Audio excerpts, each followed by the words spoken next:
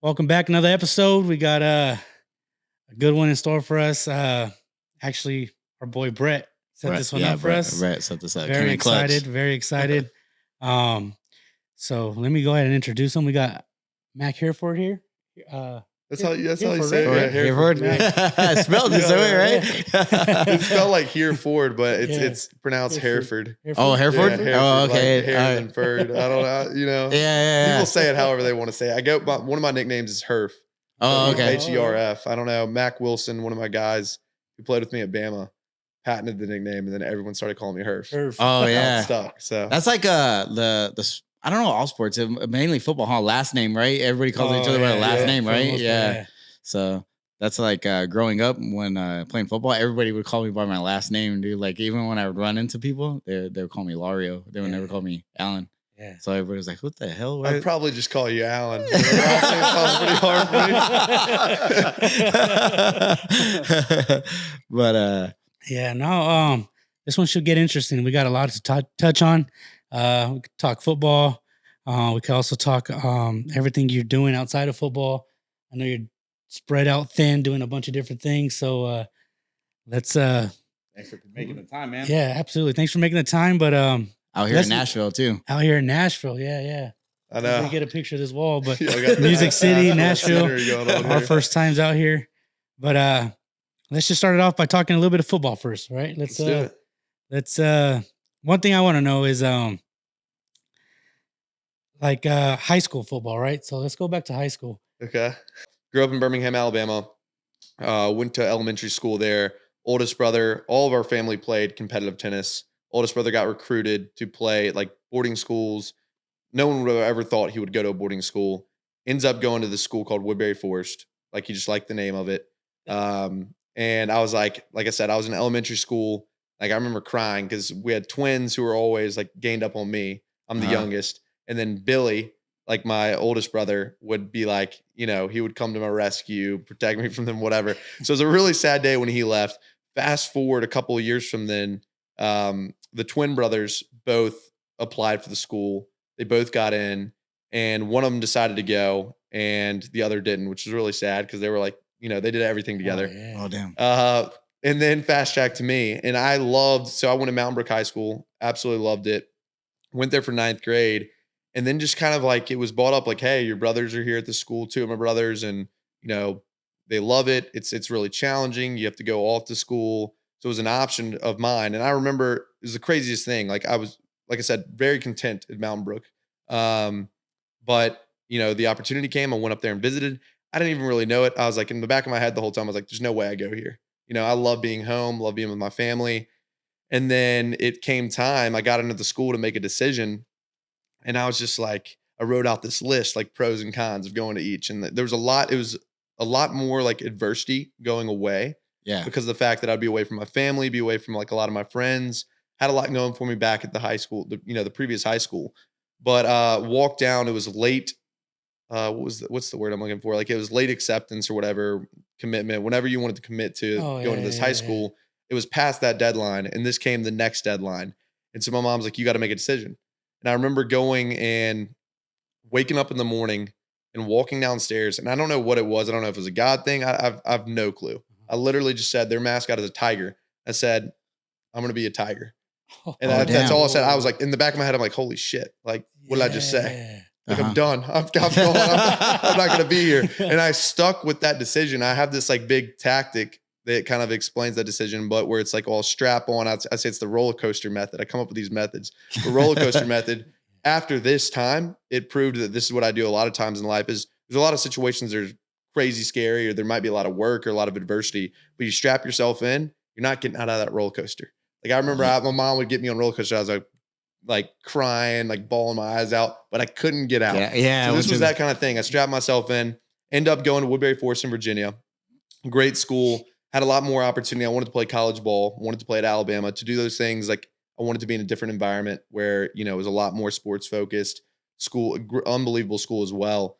So go there, and my freshman year, played on the freshman team. Guys from like the Bahamas, guys from China, like everywhere you could imagine. Like one guy came down, I remember to practice. He had the fastest serve in Beijing.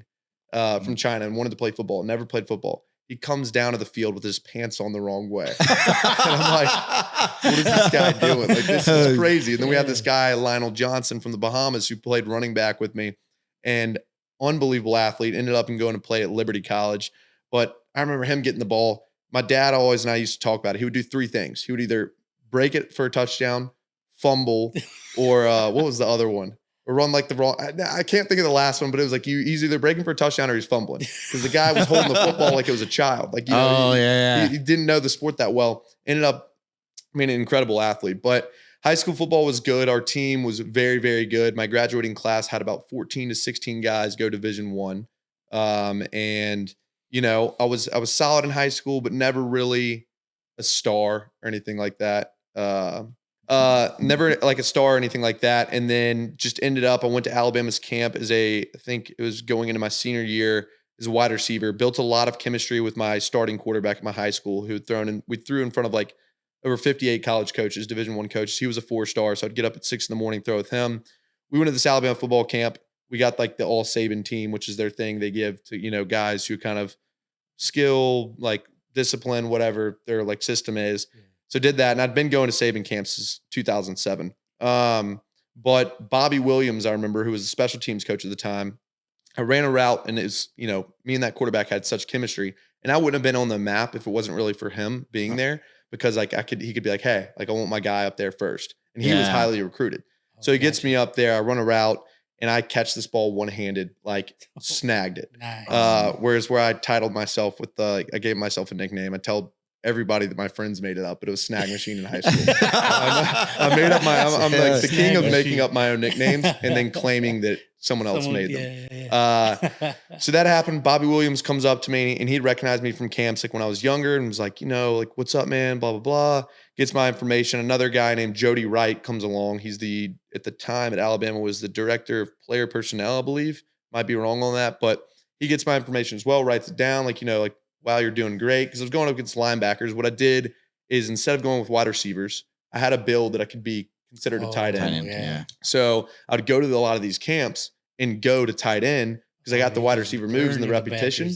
And then I would cross up those linebackers. So better. And we're not having a block or anything. So all that to say, a while later, I get a preferred walk-on offer from Alabama. I had smaller like offers from other schools for scholarship, but for Alabama as a preferred walk-on. And I remember saying on the phone, like, I'm in, like, I'm coming, like, I'm doing it. Like, I'm going to Alabama, to the coach. And I immediately like tweeted it out, I think before I even telling my parents necessarily. And I call my parents, and they're like, whoa, like, there's no way, like, they, like, like, are you sure? Like, should we call the coach? Like, it was the craziest thing. My parents like didn't even believe me. I was like, no, like, they want me to come to Alabama. And they had invited me down for a couple of games that season, and did a great job of recruiting me. I met Coach Saban, like, met a lot of the staff. And then, fast track to where then I was in college. So high school football was awesome. Best time of my life. And I know there's a long backstory to everything, but it was a good time. It's good. Real quick, let me, because it's kind of an important topic for me right now. I got a couple boys in high school. How important is it to be a good student athlete and get good grades? Did you know any players that could have potentially went on to the next level but didn't because of grades? Anything like that? Yeah, there's a good example. So we played. One thing is, it's definitely important, right. And I'll tell you a couple of reasons why. We did play guys. I remember I played against Trayvon Diggs, who was one of my former teammates in college. I played against him in high school, and on his team, I remember there was a guy who I think was incredible and never ended up anywhere. My assumption was probably, and I think it was because of grades. Not completely sure of that, but the thing is, there's guys who are going to make it to a Division I team without the like best grades, but my biggest thing is what Coach Saban taught us, and what I believed in before I even got to Alabama, is if you're going to do one thing wrong, like if you're going to do off the field, if you're going to take out the trash wrong, if you're going to like disrespect for your parents, that stuff's going to run into the field. So the whole reason that I pride on academics is, one, you never know when football is going to end. It could end at any second. But two, the other thing is, like, if you're not disciplined in the classroom, how does a coach or how does another teammate expect you to be disciplined on the field? Because those things carry over. So you got to keep, if you're going to maintain and be, a star athlete, you got to be a star in the classroom, or at least try to be the best, academically you can in the classroom, because it all translates, and it really does. Like in life, if you're going to cheat on a test, you're going to cheat on the field. How am I supposed to expect you to do your job on the field when you're not doing it right in the classroom? So that's the biggest thing I would say is like, it's a lot about like, obviously get in there, educate yourself and learn, because those are things that are going to be able to, carry with you your whole entire life. And football is going to end at some point. It will end, like no matter what anyone thinks. But also because of the factor of like, look, in each and everything you do, you have to be disciplined, because it's going to translate into every other little thing you want to do. When you were looking at that perspective of it, were you looking at like, there's a potential for the NFL, like that's the ultimate goal? Or were you like, hey, that's not really a dream of mine. If I get there, I get there. I'm just going to put in the hard work to like get the degree out of it. Is that kind of the mindset that you went into? Or so I went into, because I was a preferred walk-on, I didn't have the mindset that I'd play right away. I get on campus. I came in early with all the scholarship guys because of the preferred walk-on thing, which preferred walk-on is essentially glorified walk-on. Yeah. You get you're promised a spot on the team. You get a jersey number, like all of that. Like you don't have to try out, which it's a great thing. Yeah. And then those guys, they tell you, look, we're looking to eventually give you a scholarship. We hope you're at that level. All that to explain that, like I went in there, and at first I didn't know what, like Alabama was my dream. When people asked me when I was in elementary school, what do you want to do? I wasn't saying I want to be a firefighter, NFL player. I said, I want to play at Alabama. I want to be an Alabama football player. Like I have like journals, like when I was little, like filling out, like that's what I wanted to be. So when I got there, then it translated. And I think it's constant, like my mind constantly is changing and adapting. I started to realize I could compete. I was competing with the best of the best in practice. I was going against the first strings of starters. And so, yes, I did. I wanted to go to the NFL. Was it realistic or not? I don't really know. But that's what my goal was. And I wasn't going to let anything from stopping me get there. So to answer your question, like, yes, I wanted to go to the league, but academics were always a thing to me that, look, I'm going to get my academics done. I'm going to get good grades. Because again, like you are not promised football for the entirety of your career. And like, you don't know when you could get injured. I've seen it countless and countless times happen where a guy gets injured, or we have plenty of guys who played at Alabama, the number one school in the country, who end up like they played well for us, but they don't get drafted. So what are you going to do? Like you have to have some sort of education, some sort of thing to get you to the next level. So I think Coach Saban did a really good job there, like preaching that as well. Yeah, that's an awesome, I think the mindset from the coach to actually put that on their team is like to really focus on the academic side of it. Because absolutely, right? There's a small portion of that's realistically going to make it to the NFL, right? Out of those teams, they can absolutely dominate in college and still not be good enough to get into the league, right? It's crazy. Yeah, it's such a small talented portion that gets into there. So I think it's a really, really good mindset to actually emphasize on the kids like that. 100%. And like I said, like the discipline thing of like carrying on to each thing. But then too, like even if you do make it to the league, you could be there for 1 year and then you're done. Yeah. And then like, and I see guys and I'm like, different players out there. I'm like, what are you going to do? Like after you graduate, like, or after you're done playing football. And it's also smart to be educated because you gotta learn how to use money. You're gonna get a lot of these guys and a lot of my former teammates. Some people didn't grow up with like in certain situations, and they come and get all this money right away. It's a reality shock, like it's a reality check, and so it's like you need to learn how to use it. You need to be smart with it so you can make that money last for a long time. And if you don't get educated properly or you don't take education seriously, you're screwed. Yeah, a lot of people forget, man. You're handing like a 22-year-old kid. You're still a kid at 22. Still a kid, millions of dollars. Expecting them to not make a mistake, right? Like, or to be able to manage their money, that's tough. That's tough. So yeah, it's very important to get educated and, link up with people that have that experience and know how to like invest money and stuff like that. Right. 100%. And again, for like, I know you said your kids, like they're in high school.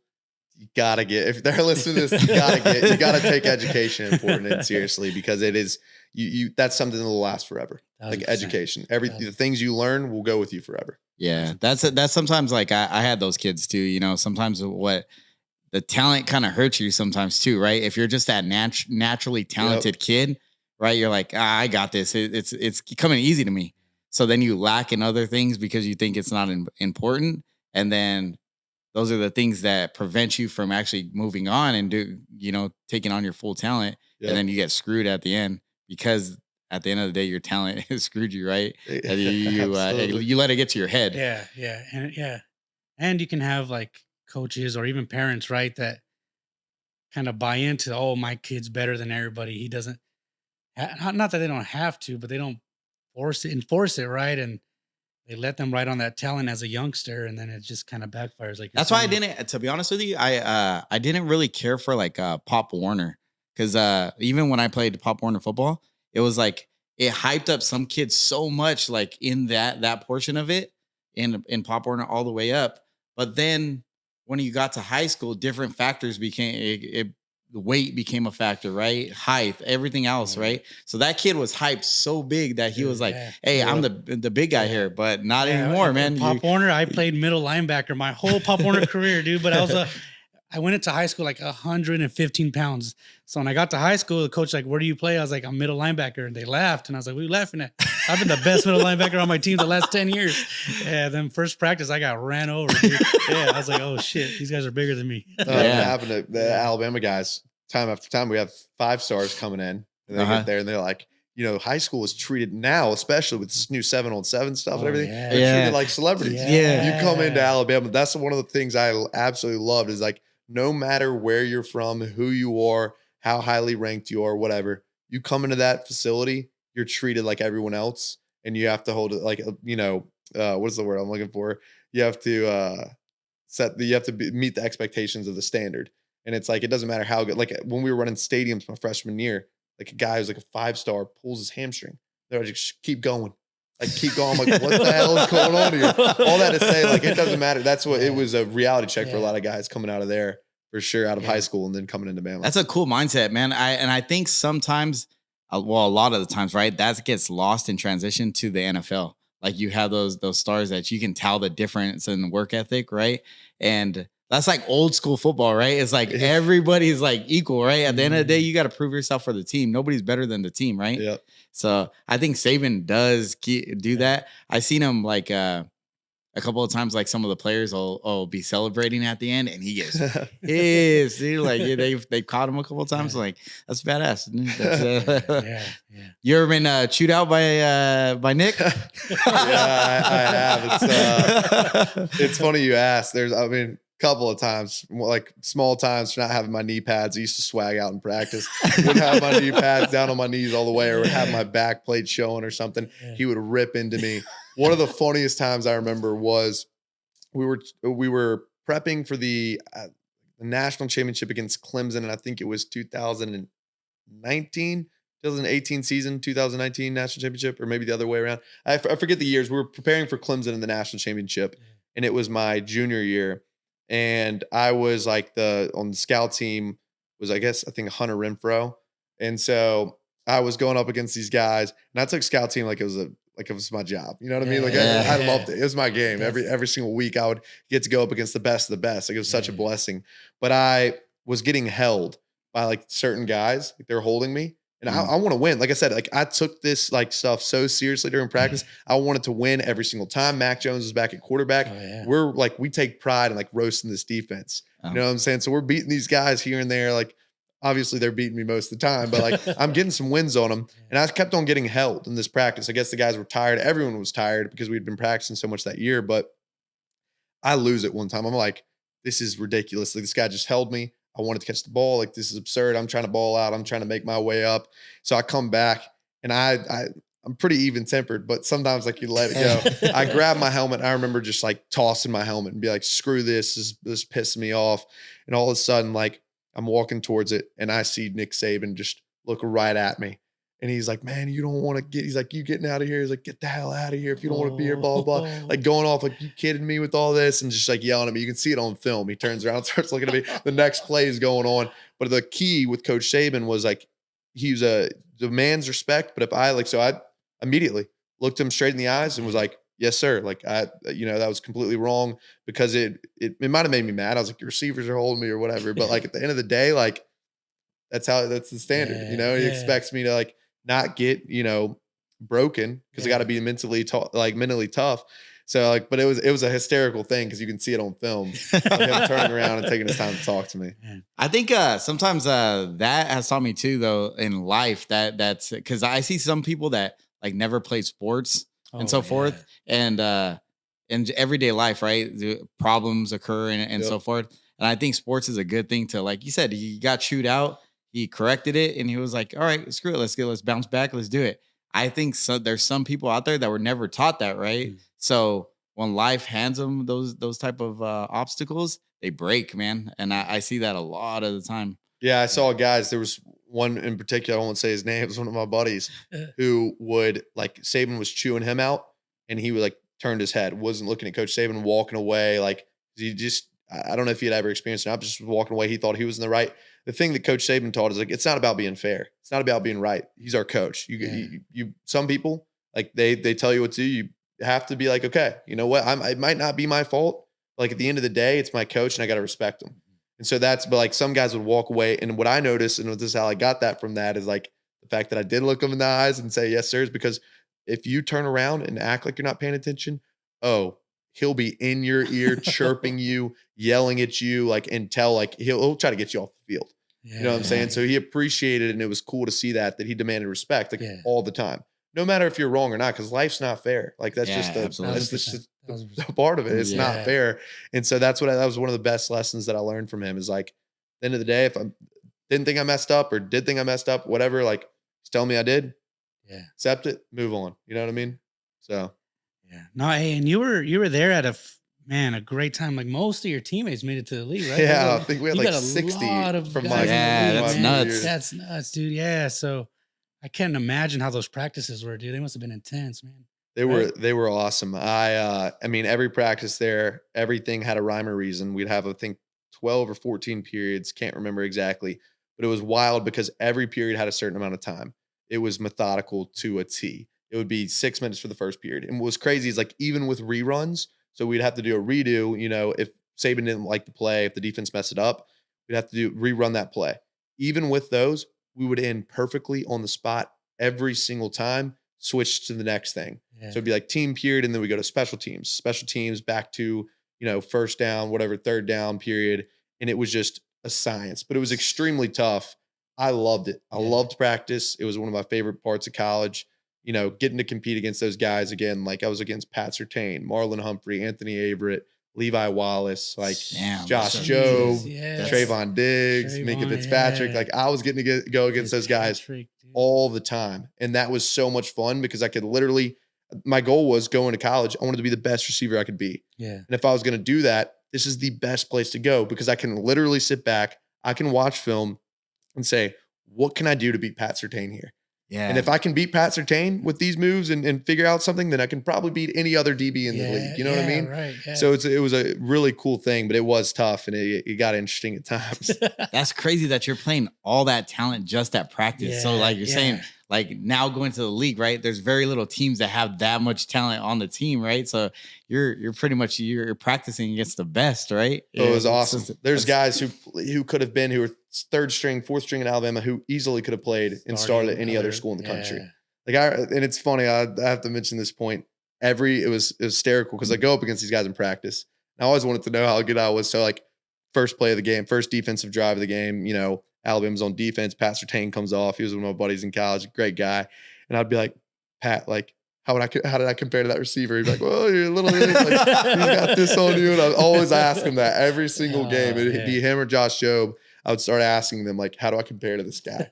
You know, but cool, practices were amazing. It was really competitive every practice. Dude, and then during your time there, you played with, like, you had Mac Jones, right? Mac Jones, you had Mac Jones, Tua, Jalen Hurts, dude, all three quarterbacks, and they're all starting on an NFL team right now. That's insane. How do you feel with playing with Jalen Hurts now that big contract just got finalized, man? Oh, it's huge. Yeah, Jalen Hurts is an unbelievable guy, and I'll tell you, I take credit for a lot. Like, I don't take credit for his contract. No, not on Jalen, but we'll get into Mac Jones. But with Jalen Hurts, you know, I came in, I was in public speaking class with him freshman year. We go to IHOP, you'd get like strawberry pancakes.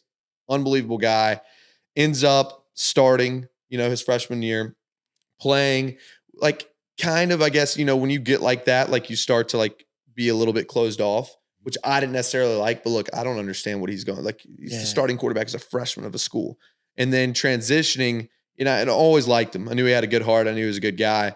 And then he, you know, that year he gets benched obviously by Tua. It's crazy how those kind of things make a person in a way. It was, well, I don't want to say make a person, but transition them to the next phase they need to be.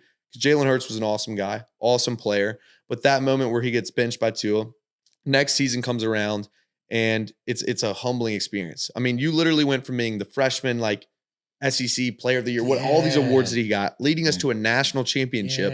And then the next year you lead us like to a great season, to the national championship again. And then you get benched for another quarterback. You're probably thinking like, what the hell? Like, what the hell? Yeah. But he comes back another season when he didn't have to. I mean, a lot of people, especially now with the transfer rules, people would have been out of there quicker than you could have ever imagined. But Jalen Hurts stayed there. And then he ends up just, you know, being the best player he can be, working on every single little thing he can to improve his throwing, his accuracy, you know, his speed, just knowing the game. And there was a lot of, I gained a ton of respect for him during that period, but the whole team did. And the thing that was like cool to me that was like, this guy is something special, is he continued to be the leader he was when he was starting, when he was not starting. And then there was a time where like the media portrayed him, they're like, he's wanting to change. Jalen Hurts taking the easy way out. He's like, his dad wants this, whatever. And it's, he had a team meeting. He called it by himself just to tell the team, he's like, look, I'm staying here with you guys. Like, I'm staying here with you guys this year. I'm going to give it all I've got. And like most people, again, would have been like, screw this. Like, I just did all this for this program and they want to bench me. Like, what is that? But Jalen Hurts stuck through it, goes to Oklahoma, balls out. Great person too. Like I said, like just like did a lot of good charity work in college. And it's funny because the first time he started an NFL game, I was out of college. I never placed a sports bet in my life. And I told my buddy, I said, like, put $70 on the Eagles when I found out Jalen Hurts was starting. And it was like +3, like 350 odds. And so I cashed that shit because Jalen Hurts went out there and balled out. And I told all my buddies, I was like, I knew he would do it because if I look at like the different quarterbacks, his characteristic that I love the most, he's obviously elusive. He's obviously a freak athlete, can do crazy things, but it's because his charisma and leadership is unreal. He can rally the troops like no one I've ever seen. He's a gamer. He's a baller. He's built tough. And it's just like, those are the things that I love to see, and him continue to be the good guy that he is when he's gotten all the success in the league.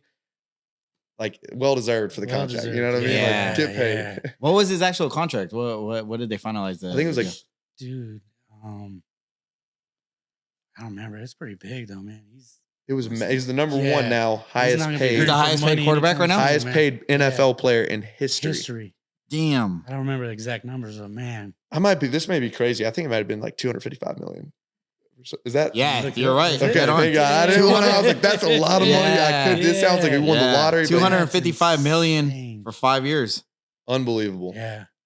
That's awesome. And then it's, wow, $179 million is guaranteed of it. Yeah. That's pretty nuts.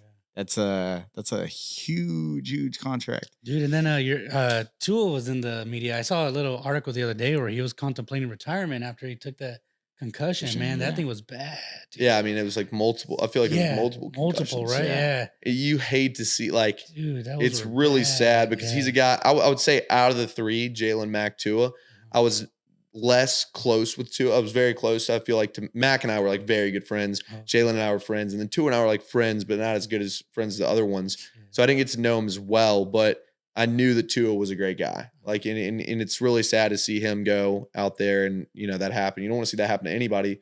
Reverting back to the point I said earlier, like, you don't know when it could end. Exactly. I don't know. I don't want to like tell him what he should do or anything like that, but it looked pretty bad. And look, I mean, I don't know, man. I don't want to talk on it too much, but it looked like he had a concussion the week before, right? And then they threw him back out there. And then the very next, that was bad. It just looked bad on the Dolphins for doing that, right? Yeah, it did. But I think they said, you know, I don't know. You want to think good of people, but at the end of the day, like, it's like, you hate they let him back out there. But then again, to the guy he is, like, those three quarterbacks, all warriors. The guy he is, he might have been straight up like, you're going to make, I'm going to play. I'm playing. Like, it really could have been straight from him that he wanted to play. Yeah. And I'll say this too. And when you're in concussion, because I had a really bad concussion in college, you do say or think differently and you do want to get back out there. But in his case, like I said, like it really could have been on him that he really wanted to play and wanted to be out there and thought he was fine. So I don't really know all the details of the situation, but it's kind of like an athlete, right? Like a boxer, right? They like sometimes they got to throw in the towel because you need your corner to because the athlete will just keep going, right? If it's it's the dog in the athlete, right? It's just gonna sometimes they need to be saved from themselves. Yeah, they got to be saved from themselves, right? Because you're so competitive,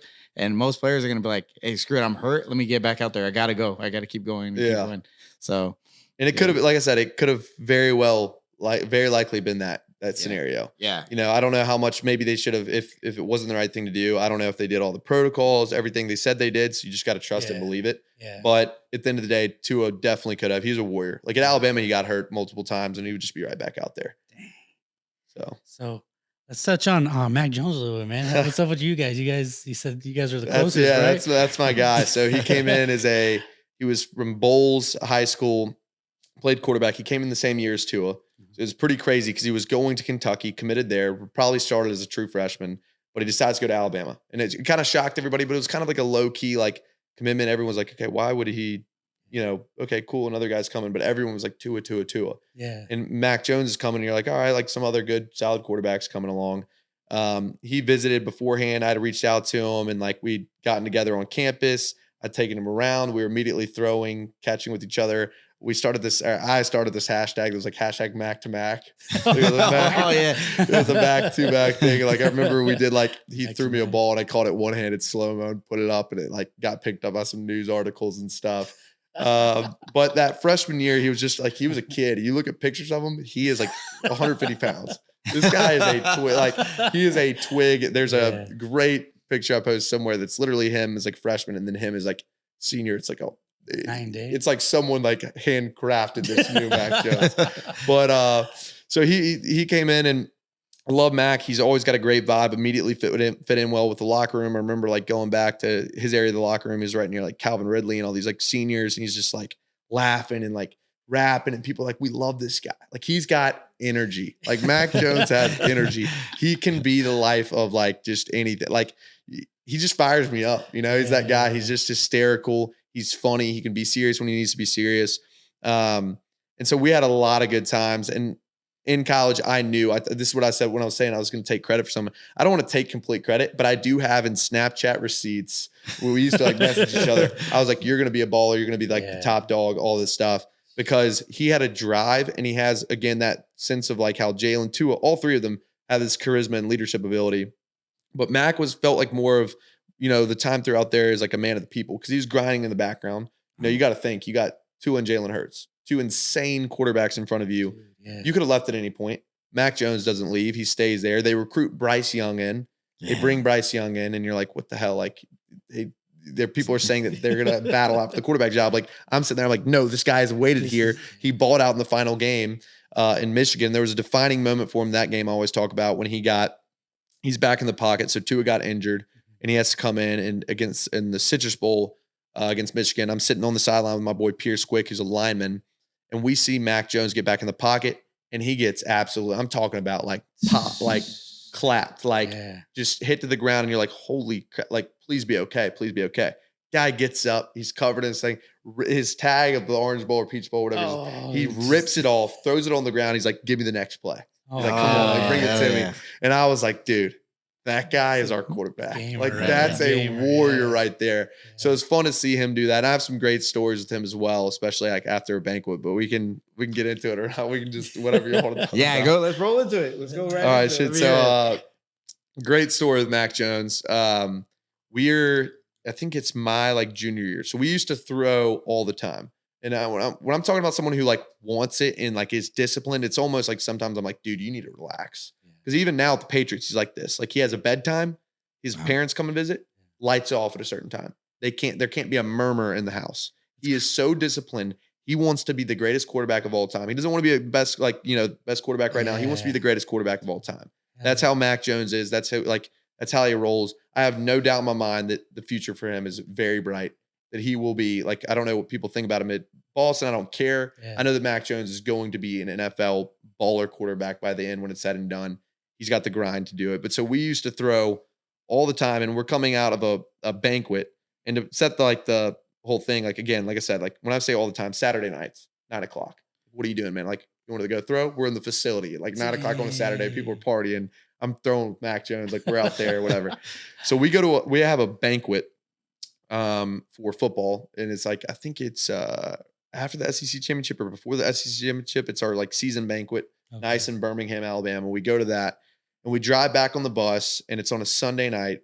And we get back there, and Mac's like Hereford, like, you want to come, like, you want to catch a couple? And I'm like, yeah, like, I'm not going to get out of my suit. I'm going to stay in my suit. So like, I'm not trying to get out of my suit and do all that kind of stuff Sunday night. So I'm in my suit from the banquet. Mac goes and changes. He gets in his stuff, comes out of the field. It starts off like we're just tossing. Yeah, like I'm like, all right, like, guess I'll take off the jacket. Like, get a little bit hot in here. I'm in a button down and some slacks out here in the Malmore practice facility. And then like we keep throwing, and then he's like, hey, like, do you mind like kind of jogging this route? So then I'm like jogging this little slant route, like catching the ball. And like, I love catching. I'm a field rat. So I love this stuff. But I'm like, all right, I'm barefoot. I didn't bring my cleats. So now I've gotten out of my church shoes, like my dress shoes. I'm barefoot in Malmore facility. It's like 10:30 at night. We just got back from this thing. And like no one else is here. I'm in a suit catching footballs from Mac. Like, what is going on right now? And so we keep doing it until it literally gets to like, all right, like I'm like ruining this like collared shirt. Take off like this, like whatever. So I'm just in my suit pants. And I'm like, I don't want to rip my suit pants. I get down to like compression shorts and nothing else, running routes in Malmore facility, catching balls from Mac Jones. I'm like, what is going on? Like, I loved it. I'm pretty sure someone walked in and was like, what the hell is going on here? Like, what are these guys doing? But that was one of the best times, because it just showed that like it didn't matter where, when, what time, whatever we had. Mac Jones wanted to throw all the time, and I wanted to catch all the time. And so we were doing it nonstop. And the guy was so critical of everything he did. He would wear like most time he wear his like helmet, his shoulder pads, like to throw. Like there's no one who like I saw who won it that much, who was willing to throw with whoever, whenever, and like at any time. So like that story is one of my favorites. It's just like ridiculous. That's crazy. It's crazy that he goes from Saban to Belichick, man. He's like, as the top of the top. You know, that looks like the right perfect system, right? The it switch, does. right? And it's crazy that like it's crazy to me that it, you know, he's had solid seasons, but that like some people have said, oh, he's not doing the job or whatever. They're like rotating, whatever, like that, because Belichick and Saban are so similar, and Mac fits so well in the Alabama system. Yeah, he did such a good job, and I think Coach Saban loved him at the end of it. And like, you know, I don't know what the relationship is up there, but like I hope it works out from the Patriots, because that's the guy who's similar to the coach he had in college. Yeah, that's like the ideal like change, huh? Right, coming out of Alabama, it looks like it would be the same exact coaching style, somewhat, right? And I don't know all the ins and outs, but it looks like it would be. You guys ever like link up in the offseason and catch some passes from him still to this day, or no? It's funny you ask. So we linked up for the Super Bowl. He was down there. He didn't even want to. He didn't go to the game. He didn't necessarily like want to be down there, because all he could tell me the whole time is, dude, like we should be in the Super Bowl. Like that's his mindset. Again, he's never content. He's always grinding. But met up with him then, and then we haven't thrown yet this offseason. I think I'm going to go up there. He's not going to really travel. He's in just, like I said, sometimes I'm like, dude, you need to have a life outside of football, because it's gonna mentally, like, you can't sustain just thinking about football all the time. Like even when we were in college, like we'd be playing Xbox, Fortnite, and he'd be telling me plays on Fortnite. We'd be going over the plays with the headset. I'm like, hopefully no one's listening in on this Xbox party, because we're gonna be giving away our plays. But we'd go through like our Mayday, which is like our package that you could say like one, and it would tell you exactly the formation. He'd be like, Hereford, where are you supposed to be on this? And I'm like, blah, blah, blah. He would quiz me. And then now to today, he doesn't want to leave ball. He's training and training and training and training. And he does not want to do anything besides train. He's literally, that's his mindset, is like, he can never be content. He's just like, I want to work, which I respect the hell out of it. And I love how ambitious he is and just the grind. But as a friend, I'm like, dude, come on. Like, love to see you come down to Nashville, hang out sometime, you know, take it easy for everybody. Those are like different breeds of athletes, right? Dude, those are the ones that like are able to just shut it off. Like, like they always go back to like Kobe Bryant kind of mentality, right? Yeah, right. Kobe spoke to us in college. Oh, really? Yeah. No, it was wild. Kobe Bryant spoke to us in college. So that was a crazy experience. And, you know, the things he said and like resonated so much with me and just the whole team. It was unbelievable. Like we had so many good speakers, but he was one of my favorite. Cause I remember him saying a line that was like, he said like he would play. This is one of the things I love the most. He would play teams and he would go up against a guy and analyze his opponent, you know, strategize how he's going to do it, whatever. his like thing he wanted to come out of the game wasn't that he wanted to beat that guy, wasn't one of the, he just wanted to score the most points. He wanted to look his opponent in the eyes and play so well and dominate so much that his opponent never wanted to play the sport of basketball again. And I'm like, damn, that's a killer instinct. Crazy. That's some shit right there. Yeah. So yeah, that's probably the one guy I wish I could have met, man. Like Kobe, I always looked up to. I mean, I'm from LA. He played for the Lakers, but just that mentality, yeah, is just different, dude. Right? It is different. It really is different type of person, man. To just be that kind of killer, right? Like just have that kind of killer instinct to just want to be the best and do whatever it takes to get there, right? 100%. I think that's a little bit like we've talked about a lot of those guys who've been successful. A lot of our quarterbacks at Alabama, that's been kind of their mindset. And especially with Mac, like, look, I think he thinks that way, and I think he wants to play that way. The one thing I would say transparently is like, I try to tell him all the time, like, you need to be, when he was a senior and when he was his like last year at Alabama, he was Mac Jones. Like I'm talking about like his confidence was up there, and Alabama took him time to develop that confidence. And I think that like maybe just jumping into the league, like I think he's confident, don't get me wrong, but I want him to get to the point where again, he's like, that Mac Jones. I'm him. You know what I mean? Because he like I said, he will be one of the best quarterbacks when it's all said and done. I'll put my money on it. You know, people were saying that he would not. I told people when he was in college, he will start for Alabama at some point and he will ball out. What does he do? Leads Alabama to an undefeated season. That's national champions. Yeah. Like it's gonna happen. I'm just saying. You know what I mean? Damn, you got the eye for talent, dude. You call it Jalen. I do. I really do. I'm telling you, I have like, I have the guy. What do you think about Caleb Williams, SC? Think he's gonna have a good NFL career? Or do you... It's hard because I don't watch him enough, and I think like a lot of the times when I talk about like eye for talent, it's like I feel like I have to know somebody. Yeah, because to me, it's hard to. I'm a huge intangibles guy. Okay. Like intangibles, it's all about to me like who are they as a person? Background, how hard do they put into work? Everything that makes them who they are. Yeah, that's what's important to me, and that's what I see, and that's what I was able to gather. Like looking at guys like Mac or looking at guys like Jalen. Like this is Tua, whoever it is, their character. The work they put in and how they interact with people. Yeah, that's actually absolutely true because like you said, like the you get to how driven they are and like the work ethic, right? When all aspects of life, right? I mean, like you said, if you see a naturally talented guy on there, you're not seeing the full aspect of it. Maybe he's just talented, but he's not putting in any type of work. But when you're seeing it off the field, this guy's like super disciplined. You can tell like, hey, this guy's coming for everything, right? Coming for everything, 100%. Nothing's gonna stop him, right? Yeah, that's awesome. What do you think? Real quick, maybe last question on college football. We could get into some other stuff. I'm good. Can I actually run to the restroom real quick? Yeah, go for it. We can chop it up. We can chop it up. Let's talk about. I wanted to ask you what your opinion was on the on expanding the playoff format in college football. What are they going to like 12 teams now? Right? All right. Yeah. I think so. 12 teams, 8 or 12, I think 12. Yeah, it's I mean, look, the thing is, even with NIL, with college football playoff expansion, all these different things, at the end of the day, you're not going to please everybody. Yeah. So it's true. Like, what are you doing? I think it's tough. I don't know. I can't really say that it's wrong or right. It's tough though, because for the player's point of view, if you're going to put in more games, there's more wear and tear on the body. So it's not really thoughtful of the guys and their season, because like, look, you're going through the practices we go through, the games we go through.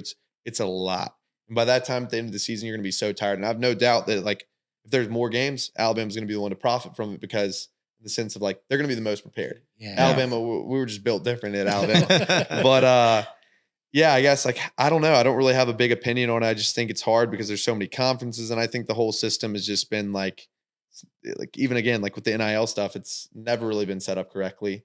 So it makes it hard because you're just going to have to keep pleasing different people. And then it's going to go down a rabbit hole of like, is this the best thing? Is it not? So I bad answer. I don't really have like a huge opinion. No, that's kind of that's true. I didn't look at it from that point of view. Yeah. It's like, you're actually putting a lot of miles on the kids, right? And they're looking for their future, and it's potentially a job in the NFL, right? And you're just putting more miles on the body. And I was looking at it as a perspective of like teams that get left out that should have made that top 4.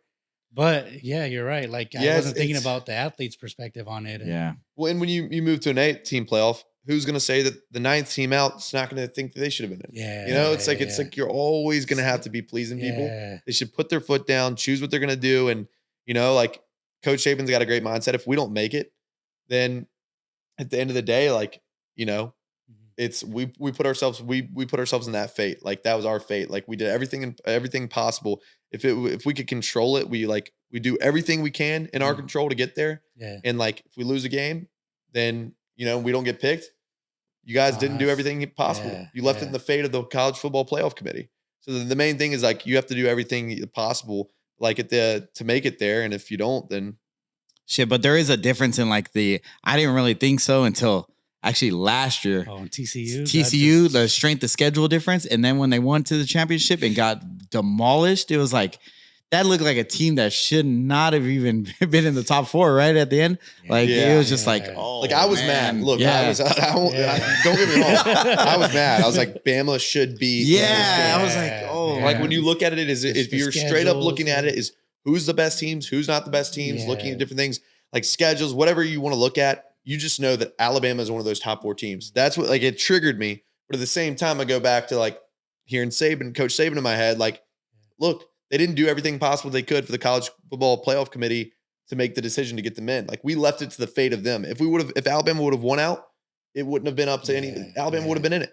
So at the end of the day, just do your job. We got to win. Yeah. And, but I'm still like, look, it still does definitely piss me off. I'm like, Alabama should have been in there. I think we were the best team. I think we could have won the whole thing. Yeah.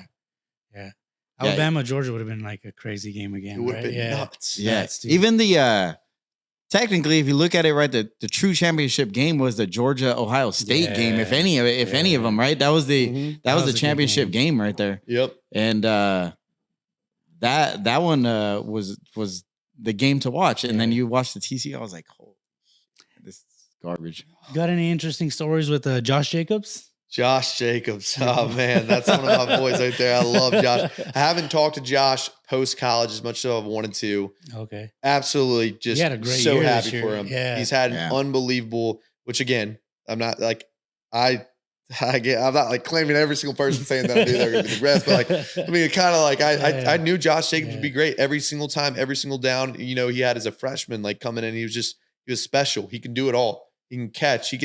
In college, he could catch better than any other running back. There's no running back who can catch like him. Yeah. So elusive. And again, when I talk about what I saw in players, wasn't necessarily how fast they are, how strong they are, whatever. All those guys have talked about have had those abilities. But Josh Jacobs, when he ran the ball, he was out there to try to kill somebody. Like he was out there to run through someone and no one was going to stop him. It was the most fun thing to watch. Some of us called him like spark plug by the end of it, because if you want the ball, if you want to be in the trenches with anybody, you want to be in the trenches with Josh Jacobs. He will run until he can't run no more. And he will go through anything and everything in his way. But there's a funny story because it's crazy. Everyone always thinks that, as college athletes, we eat healthy, we eat right, we're eating salads, we're eating like whatever, you know what I mean? But at the end of the day, like a lot of guys, like we eat like crap. Like, let's be honest. Like, not everybody. Our nutritional staff was unbelievable, but they're like, we like to have a little fast food. And Josh and I had a tradition that we would go on random nights of the week when we're just kind of like, it's up late, like we're up late. I would get hungry late night. He would get hungry. He'd be just like, let's go get some food. So this is when I was introduced to what's called the Josh Jacobs burger. We went to Wendy's and we went to Krispy Kreme Donuts, which is a donut thing in Alabama. Shit. He would get a Wendy's Whopper and he'd get 2 Krispy Kreme donuts and put those bad boys on top of the Whopper and eat that thing. It looked like a straight train to diabetes, if you ask me. But like, I was like, what is this thing? He called it the Josh Jacobs burger. He's like, this is my burger, everything. And it was hysterical. He would eat this thing, and then you see the guy perform like he does, and you're like, you never ate it? Oh, no.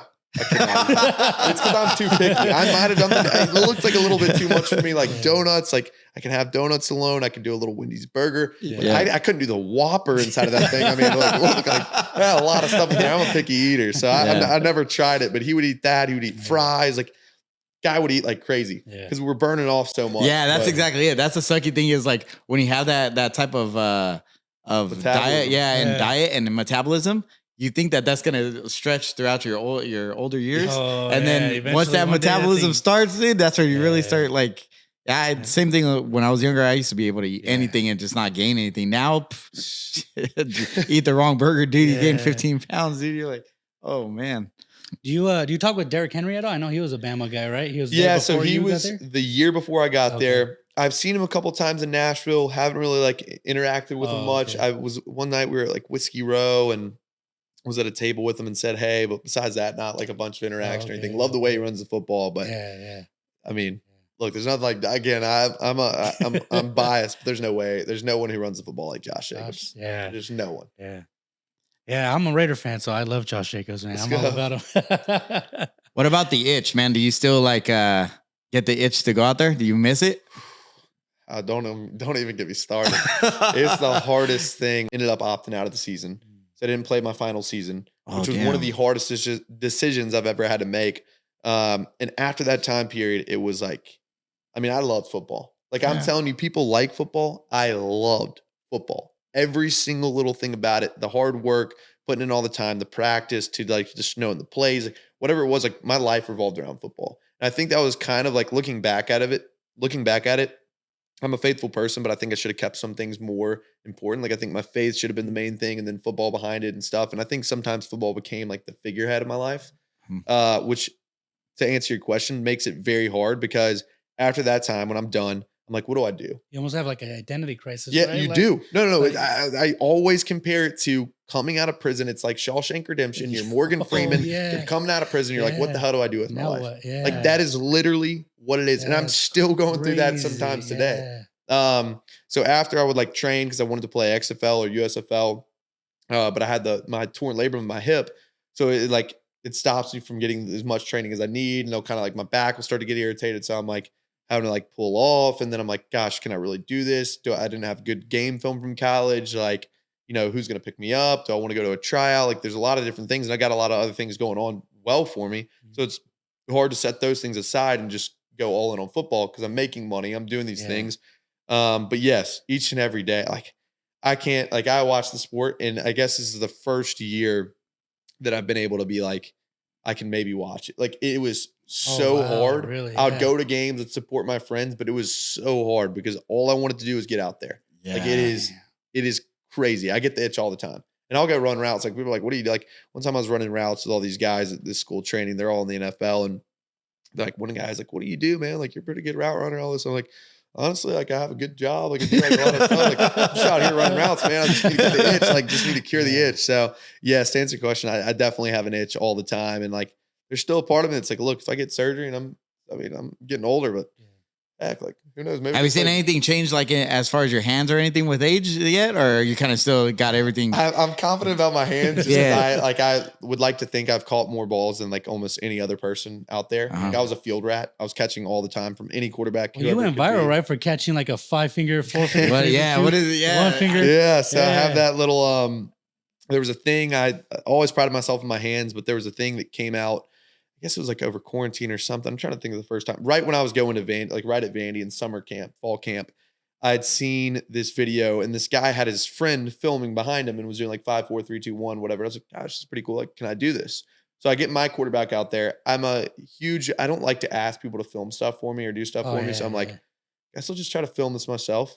So I put what I do is I took this like thing that someone had done and I made it just harder. So I'm filming myself. Like I have the phone up here, I have my hand out here, and I'm catching 5, 4, 3, 2, 1. The first person I did it with was quarterback Ken Seals, who was at Vanderbilt. Okay. And it just pops off. It goes like viral. Dude, and I'm like, it didn't take us like that long. I was able to do it. And then I did it again. Then I did it another time. And then I kept on doing it with different people, different quarterbacks, like whoever I could really get. And the most viral one, it's hysterical. I've done it with Jordan Tamu, who's in the XFL, one of my buddies who was a star at Ole Miss and played with the Chiefs, played with the Lions, he's played with everybody, like so many teams in the NFL. Did it with him. I've done it with Ken Seals. I've done it with all these quarterbacks. But the person I went the most viral with was my roommate at the time, Brandon John. He's just a regular guy, went to Auburn University, great friend of mine. But I was like, yo, I need to go make one of these. So we go to the Parthenon, which is a big, like staple of Nashville. Okay. And we get out there and Brandon is throwing spirals. Like this guy's never played quarterback in his life. Is throwing absolute dimes. We make this video, we post it up, and this one just pops off. It goes crazy. Sports Center was posting it, ESPN, Good Morning America, overtime season, everything. It was wild. So it's been a cool thing. I did one recently Did one with my cousin actually that went really viral on Instagram. It got like 22 million views. Like it was nuts. And my cousin was throwing absolute just ducks. So what is going on? But it's funny how it all works. And yeah, it was one of the things I pride myself on. And I learned how to juggle to improve my hands. Everything I wanted to do, like I was so meticulous about everything about being the best wide receiver I could be. That like my hands were so important. I was like, I learned how to juggle. Able to catch balls from a lobster machine, which is a machine that shoots out tennis balls. Like I was always putting in reps in my hands. I did card stuff. I'd drop cards and like try to catch it. Try to catch it out of the air. And then in high school, like I would go into the hallways like before a rain game, put my hands in water, try to catch the ball in water. So in high school, I patented that nickname that I said everyone else gave me, Snag Machine. So like I was always, my hands were something I always prided myself on. I don't think they've gotten any worse. I can get out there and even run routes, I think pretty damn good just because of the fact that I've run so many routes. You could put me in like no lines, anything. I know how to run almost every single route. My eyes closed. Yeah. Dude, and route running, man, holy shit. That's such an art, man. Like you see like Devontae Adams, Hunter Renfrow, like guys like that are just running these insane routes, man. It's unbelievable. Unbelievable. Yeah. You think you're just running straight and turn and you're doing a post, but no, they're hitting you with like extra moves. Yeah. You know, stuff like that. That's such an art in itself right there, man. And a guy, we'll talk about if we talk about art, one guy I want to go over real quick, and then we could talk other things besides college football, but is Jerry Jeudy, because another guy that I don't think has been equipped with the right quarterback yet to be able to show what he can really do. But he will be another one. All the receivers I played with, Devontae Smith, Jalen Waddle, all those guys, superstars. And I know I ramble, but I'll stick to them real quick. The reason those guys are all going to be superstars and have all had it in them, one, talent. They're all very talented. But two, you go to any other school, you'll see the top player at the school dogging off, taking a couple of reps off. Jalen Waddle, Jerry Jeudy, Henry Ruggs, Calvin Ridley, whoever, Cam Sims, whoever it is in practice was going 100% of the time. These guys are running every rep like it's their last. You do not see that in any other places. And these guys wanted it. But when we're talking about art, Jerry Jeudy was one of the coolest guys that I've played along and gotten to see and practiced with, because of the fact that like most guys run a route. And Devontae Smith, I'd say, is one of the cleanest route runners I've ever been with. Oh, yeah. But when we talk about Jerry Jeudy, I compare this guy to like Michael Jordan of route running. Oh, wow. In the sense of like Michael Jordan, everyone always wants to compare Michael Jordan and LeBron James. Michael Jordan was a creator. He created moves that were never seen before. Jerry Jeudy was doing that in college, and he's going to keep doing it in the NFL. That guy makes up stuff. I've never seen. I don't know what he's like running backwards, forwards, and people are like, what is this guy doing? I don't know what he's doing. He's doing these crazy releases, but he is that dude when it comes to wide receiver and being a creator of his own routes and own moves, and it's really special. Like again, we want to go back to art. Like he's an artist on the football field. And that's when I had to like highlight a little bit, because it's cool. Crazy. And it's fun watching him, because it's just like, you never know what the guy's going to do, if it makes sense, whatever. Like one of our coaches one time told him like, why are you doing this shit? And he's like, it's working. He's like, it's working. And the coach is like, guess I really can't say anything because it is working. But hey, let me ask you your opinion on this, Mac. We were talking earlier. Do you believe like there's just some kids and adults in that matter that are just athletically gifted? Like they just have like, they pick up things quicker on the field. They actually like let's say for you, right? You're a natural athlete. So you played football, but let's say that you get into another sport. You can be not saying that you're going to be the best at the sport, but you could pick it up a lot faster. You're not starting from like ground zero. Like you're kind of already 100%. Right? There are guys who are more talented at different things. And you go back to like when I would try to, perfect every little thing, because I knew I wasn't going to be as fast as some of these guys. I knew I wouldn't be as strong as some of these guys. A lot of them are naturally gifted at the sport they play. And there's like it's interesting though, because you ask that, like play different sports. There's guys who were star football players. I'll tell you what, they picked up the basketball and I was like, there's no way this guy's starting, at this position for Alabama football. Like what is going on? But it's fun growing up. I think a lot of them too are just developed, because growing up, like I pride myself. I was an athlete. You got to be an athlete to be able to play Division I football, but I was never like the best or the fastest. And so I worked on all those skills. And I think playing so many different sports really helped me, because now I can just pick up about any sport, just because of being able to play all the different ones. I grew up playing a lot of them. So one thing I preach to my boys is hard work beats talent, right? Like you just said, you weren't like the biggest, the fastest, the strongest, whatever, but you still made it to a Division I school. Yep. And that was, you would credit that to being a hard worker, right? Exactly. Putting in the work. 100%. I would say, you have to have, like, life's not fair. Some people are not going to be gifted. And I would say that I like to think nothing's impossible. I think that anyone, I'm a true believer in that. People will tell me all the time, like, "No, you're crazy. Like, this person can make it."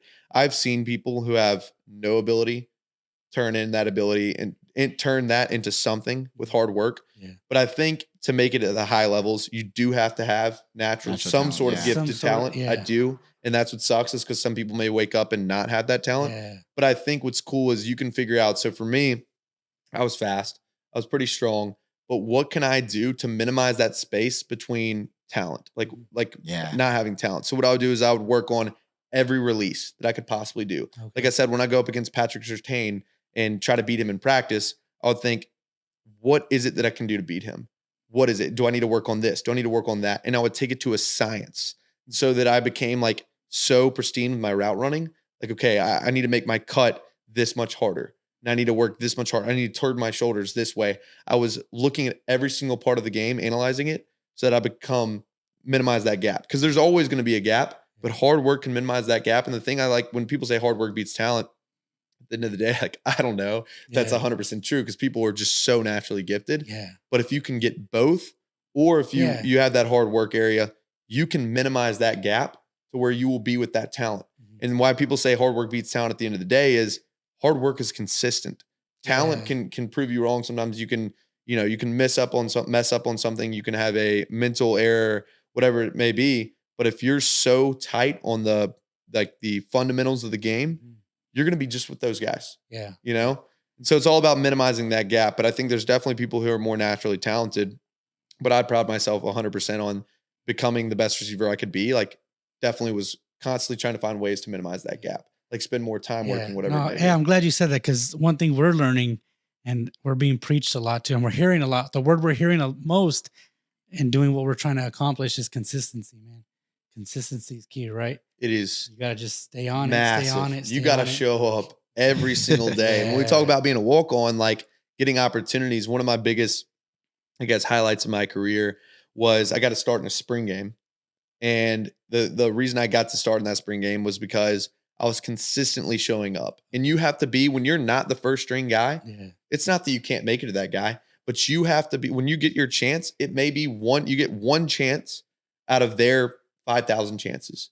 And you got to make that chance work. And people always complain. And I can even see myself feeling sorry for myself sometimes. Like, I'd be like, oh, I went in there and I made a mistake. And they're like, why did you make that mistake? And I'm like, don't get as many reps as they do, whatever it may be. Like, no, like you can practice, you can get those reps mentally. Like, you can do whatever you can to prepare, because you're going to have to show up when you get that chance. Yeah. It's all about being consistent every single day, especially with like your mindset, like showing up, and it's like showing up is like almost all half the battle. Half the battle. Yeah, that's what they say. It's half the battle. Consistency is massive. I think it's one of the biggest things for sure with everything. Yeah. It's kind of one of the things that like happened with Brock Purdy this year. On the Niners, right? He's like the third stringer, right? You're irrelevant. Yeah, irrelevant. Yep. There's a possibility you're never going to get seen, right? You're never going to see the field at all. And for both quarterbacks to go down and then him to actually be seen, he had one opportunity and he balled out. And now look at his name's all over the place, right? Yeah. And that's the third string, is like just showing up, basically. You really don't, and you don't know when your opportunity is going to come, because that year that I started that spring game, like, they moved Devontae Smith to corner. Terrell Shavers, who was in front of me at wide receiver, gets hurt. So, like, you never know when you're going to get that chance, and there's no excuse. Like, you may not get the game reps or something, but you got to figure out a way to essentially, like, get game reps without getting game reps. And you got to be ready at any time. I love the quote. There's a quote I always lived by that was by Abraham Lincoln. It said, like, I will prepare and someday my chance will come. Because you don't know when that chance is going to come. It may be one, like I said, it may be you get one opportunity for there every 5,000 opportunities. And life's not fair. That's just the reality of things. So you got to be ready when you get that one chance. There's like a saying that's always been saying, like, what is it? Stay ready so you don't have to get ready, right? Yep. That's good advice. That's good advice to give to like the young guys coming up, trying to make it to the next level, trying to make it to. You know, And if someone young wants to make it, like I said, like, yes, there's a talent part of it, but if you want to make it, I have no doubt, no doubt in my mind you can. You really can. I think you can really achieve almost anything you want if you just grind. If it is like you have good intentions why you want it, and you want it for the right reasons, that like you can get it. And if you don't, that journey of trying to get there, you'll become so much better of a person. Yeah, you'll learn so much. You'll learn so much, and you never know what like your. I'd always tell guys this because at Alabama we're talking about a place that you have 5 stars come and sit the bench. You know, it's the only place you'll have 5 stars be third string. That's and I had one of the guys, one of my best friends, Jalen Moody, who got to start this year, was defensive MVP for a couple of games, whatever. Linebacker, was working his tail off. He was, in my opinion, one of the best guys and should have been out there, but at times he wasn't. And that's very hard to like think about. But I would always tell him, you don't know what your plan, you don't know what the plan is for you.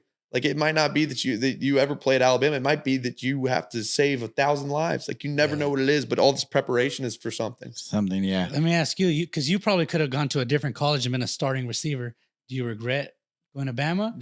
No, not one bit. I get that. Like it's true. You can go to. There's so many guys. I mean, back to like 4th or 5th string at Alabama, they could be starters in another SEC school. Yeah, we're not talking about like some small school like DT, SEC. ACC, a lot of guys like 4th string running backs, whatever, 5th string, anything like that. Like a lot of those guys had the opportunity. The reason I would never change is one, I was born and raised Crimson. Like, you know what I'm saying? Like I bled Crimson blood out of the womb. But another reason is just because of the fact that like, again, my goal when I said I wanted to go play at Alabama was to be the best. It's something I could be, the best wide receiver I could be.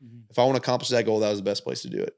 No matter if I got 100%. To play as much, like, that's what I believe that like personally is like, I'm a Christian, I'm a believer. And my thing is like, look, if I believe I should be the best at everything I want to do. And if I wanted to be the best at wide receiver, Alabama was the perfect place. And the memories I got from that place and the people like that I met and the, you know, the environment that I was in was it was a really special place and helped develop me for who I am today. You know, how hard is it as an athlete, a college athlete, you know, playing for a big time school to stay focused on school, on football? But I mean, you know, college is, you know, parties and going out. And how hard is it to stay focused and stay grinding? Is that? It's definitely a challenge. You know, you have a lot of distractions. And it comes down to like, how focused are you on your goal, what you want to do, and do you have that goal set out? And so you can stay focused on that, and then you can maneuver through college. But it's definitely hard. You have social life, like. At Alabama, it's one of the best party schools in the country. Don't get me wrong. Like, had a lot of good times out there at the bars and everything like that. And the people and the fans and other individuals and people who go to the college are amazing people. So you want to spend time with those people. But then you also got football. So it's just keeping the main thing. Okay. But definitely a challenge. Like, let me tell you, like, absolutely a challenge. Yeah. I couldn't imagine, man, because I know when I was, what were you like? 20, I was 18, in my 20, 19, 20, In my 20, it's hard 20. to make the right decision at that point in life, it is. Right? So kudos to all you guys, man, that are, you know, keeping the main thing and not getting distracted. That has to be a challenge. Like one of the bigger challenges to stay on it, right? And we're kids. Like at that time, we're kids. You know what I mean? Man, you're kids. You're first time away from parents and stuff like that. Having your own freedom to a point. You know what I mean? Yeah, that's crazy. How big do you think your parents played a factor into that? Like the way that you were brought up and everything like that probably played a huge factor in that, I would assume, right? Factor. I would say that a lot of the things Coach Saban preaches, my parents already preached. You know, I think parenting is a massive thing. When we look at, like, if we go look at the broader picture of today's world and society, like all these things going on, all these, you know, you see people doing horrible things. And I think it contributes massively to parenting. Because when I was growing up, you know, my parents took a lot of time in investing in me and helping me, but they didn't. Like I applaud them. I hated it at the time. I tell this to them all the time. They didn't, like, when I wanted to go to football camps, like these like prospect camps to go and stuff. You're going to drive yourself. You're going to go to these camps. You're going to sign up by yourself. You're going to do all of this. They said, if you want it bad enough, you're going to do it. And the environment they grew me up in, it was just like, look, your family's name, who you represent is a lot bigger than you. So you need to represent yourself. And they always, like, my mom was always, if I got in any kind of argument, any kind of fight, it was always my fault. That was the way I was raised. It sucked. Like it sucked at the time. Like I remember in high school, I got in a fight and I was like, I felt like the worst person in the world. My mom was like, it's all your fault, blah, blah, blah. And I know she wasn't doing that to say, like, she was hurting for me as well. But like at the end of the day, like she made it hard on me so that I would realize that like I got to take responsibility. I got to take ownership. And so they brought me up with these different things. And again, the way that like recruiting worked, like I was DMing coaches on Twitter. I was like reaching out to coaches. I was calling coaches. My parents, like they supported me. They loved me. They gave me the ability to play the sport of football. But besides that, like if I wanted to play at the college level, I was going to have to do anything and everything I wanted to play at the college level. That's good. Yeah, that's good. It teach you how to be independent. Teach you how to be your own man. That's huge, man. That's huge. It's awesome. And then just like the love, like if you know, parenting, like parents, like you love your kids, like you sometimes do the thing that's hard for them or whatever they don't understand at the time. Like all those things now, they make sense. Yeah. That's the whole thing, right? Is like every kid, right? Is like, oh, you don't know what you're talking about until you get older. You're like, man, they knew they went through it, right? They went through it. They're only telling you because they went down that path and they're trying to guide you down it. And then you're like, holy crap, why didn't I listen, man? As a kid, like, you think they're the worst, right? Yeah. But I still get in arguments with my parents. I still think I'm still like, what are y'all talking about? Like, y'all don't understand, blah, blah, blah. But at the end of the day, I know because they love me that they're trying to do what's best for me. And again, most of the times it comes out, like I said, like that is one of the things I am most appreciative of because I can look back at it and say, I earned it. Yeah. Like I really got there, you know, like obviously they put me in there. I was privileged enough to be able to play football, play the sport of football, to have a good education. But at the end of the day, like if I wanted to play at a school, I was going to have to do anything and everything in my own power to show that I wanted it because I have to learn how to earn things. I have to learn how to work for something. So I appreciate that for sure. Huge, and definitely that a huge part in my upbringing. And, that's awesome, man. You know, my success. Yeah.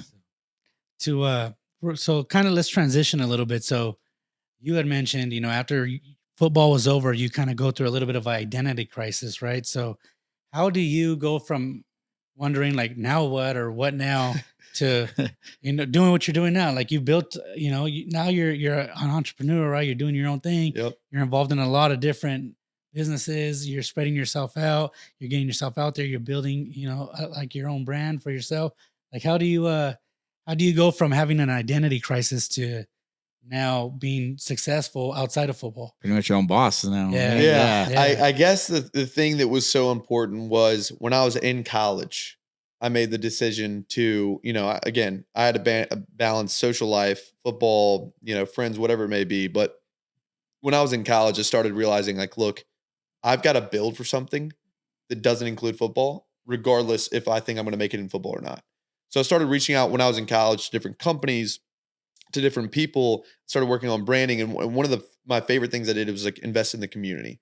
Like I went out and served the community, did a lot of that. I came really, really close to a school in Tuscaloosa that I went and like read at a lot of the times. And I'd get these guys involved in it, became really close to the media, did these things, like made connections. I went up and met with Gary Vee like my junior year in order to, when I graduated, I was already doing business stuff like in college. Like I was already, because Alabama has such a great name.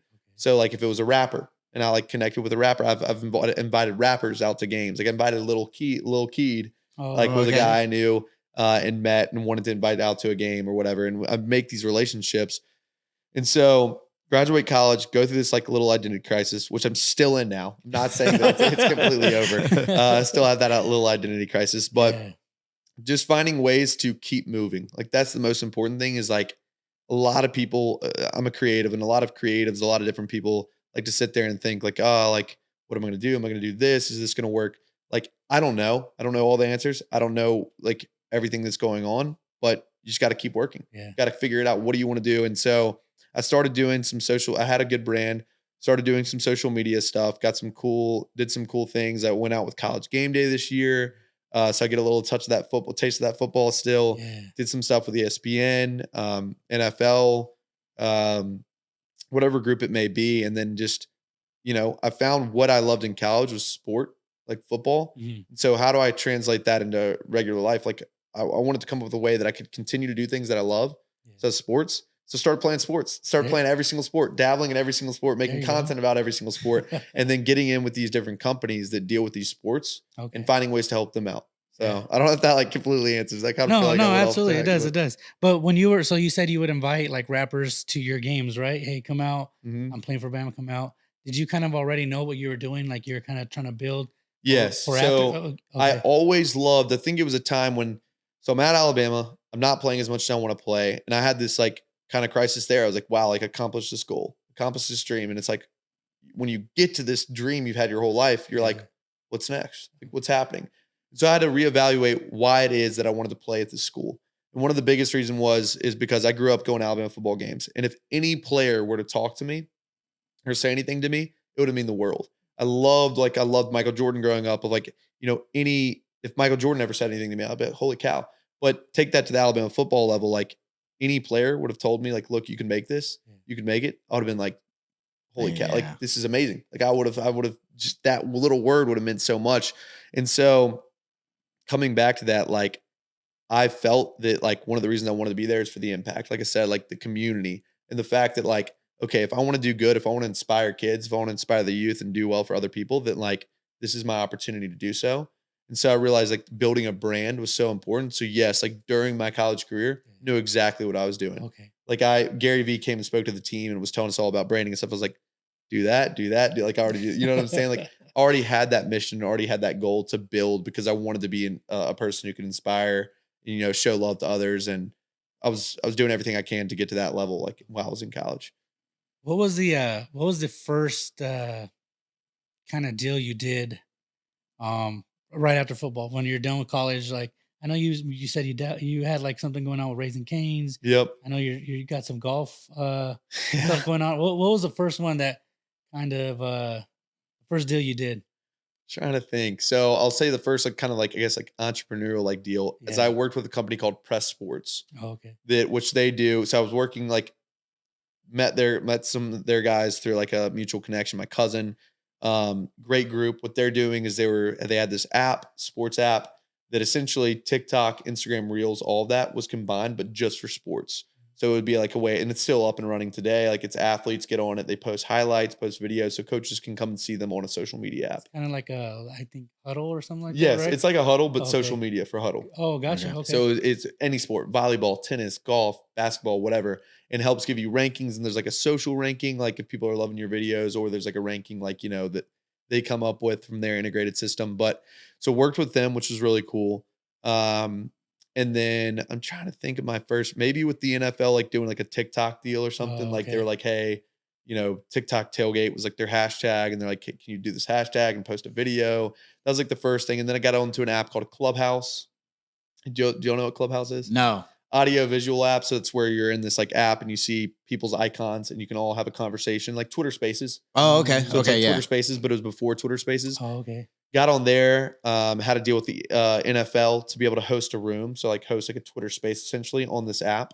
Okay. Communicating with like Cynthia Freeland, who's like a big NFL reporter. Who else? Like Marlon Humphrey, Mark Ingram, all of them came on there, and I was facilitating these conversations. That was like one of the things. I can't really think of like all the deals I did right after, but it was like mostly like there's companies like Roback, Legends, great clothing companies that I connected with. It was just like, making content in turn for gear, like stuff like that. And then trying to build a relationship with those guys. So go ahead. No, go ahead. How were your parents like after that, like transitioning in from like, right? You go to a college like Alabama, you get a degree out of there, and coming out of there and saying, hey, like, I want to be like an entrepreneur. I want to go out and kind of do my own thing. Were they pretty supportive of it, or were they kind of like, hey, go be a doctor, go be a lawyer. Like, what are you doing right now? Go get a job. I think, the generation my parents grew up in, they definitely, like, there was nothing like this social media frenzy there. Yeah, no way. Yeah. That's why I asked, because the same thing, like even my parents, probably your parents too, it wasn't around at that time, right? And there was nobody making money off of it like that. So it just seems like it's not there, but it's almost like when you're, I guess, making money off playing video games now, right? Yeah, exactly. Yeah. So I have this side of me that does like a little bit of consulting, marketing and media consulting, like the business side. And so I was doing those things, and I guess my parents didn't really understand it. Still don't really understand it, to be honest. Like, I remember we'll go back to like my first like big social media thing that happened. So I was, on these different apps. I like to be the first person on different apps, test them out. Like, I got like kind of big on TikTok. Like, I remember at Alabama games, like fans would notice me because of TikTok. It was like wild. Like, my parents like, what is this thing called TikTok? Like, they didn't understand it. They're like, kids are wanting to get pictures with my son because of TikTok. Like, what is this?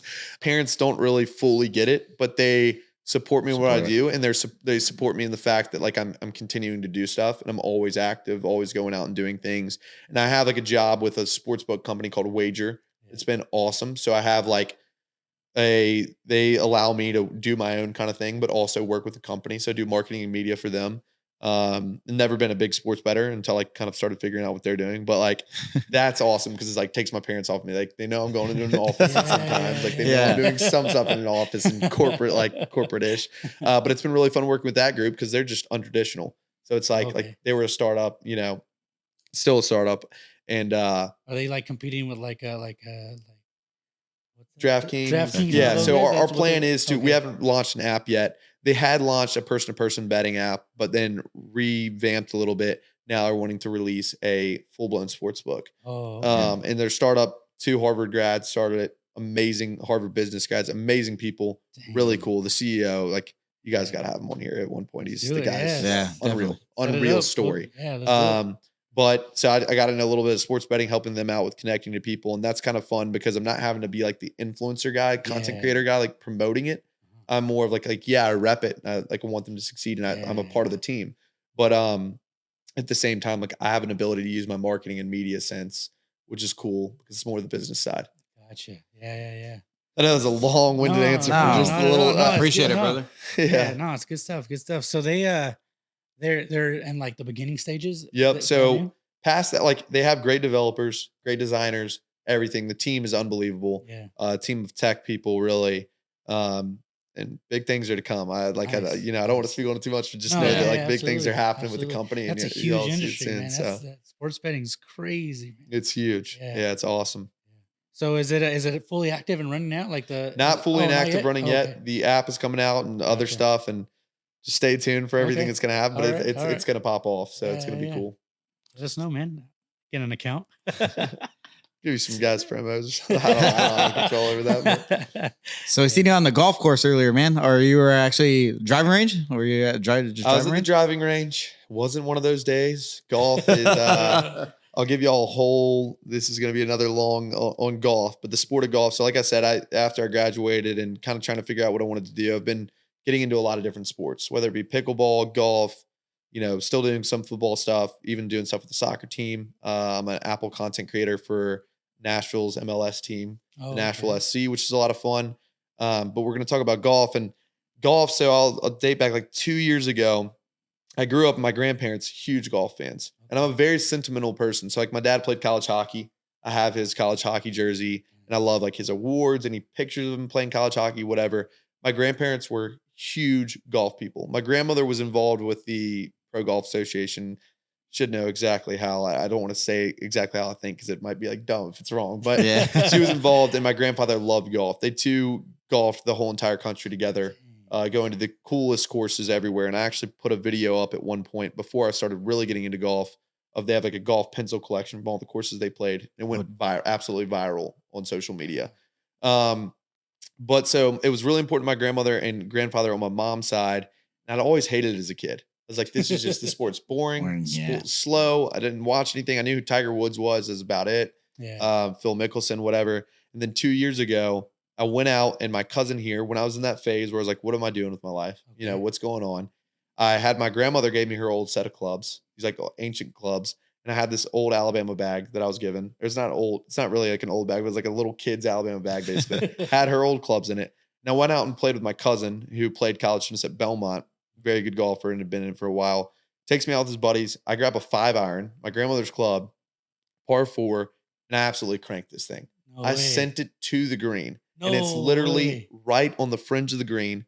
I chip and then I putt birdie. And I'm like, I'm hooked. Damn. This is the sport I want to play. Like, what is going on? Like, I came out here and I could like hardly play this sport and I could do that. Like this is a great sport. It felt pretty great.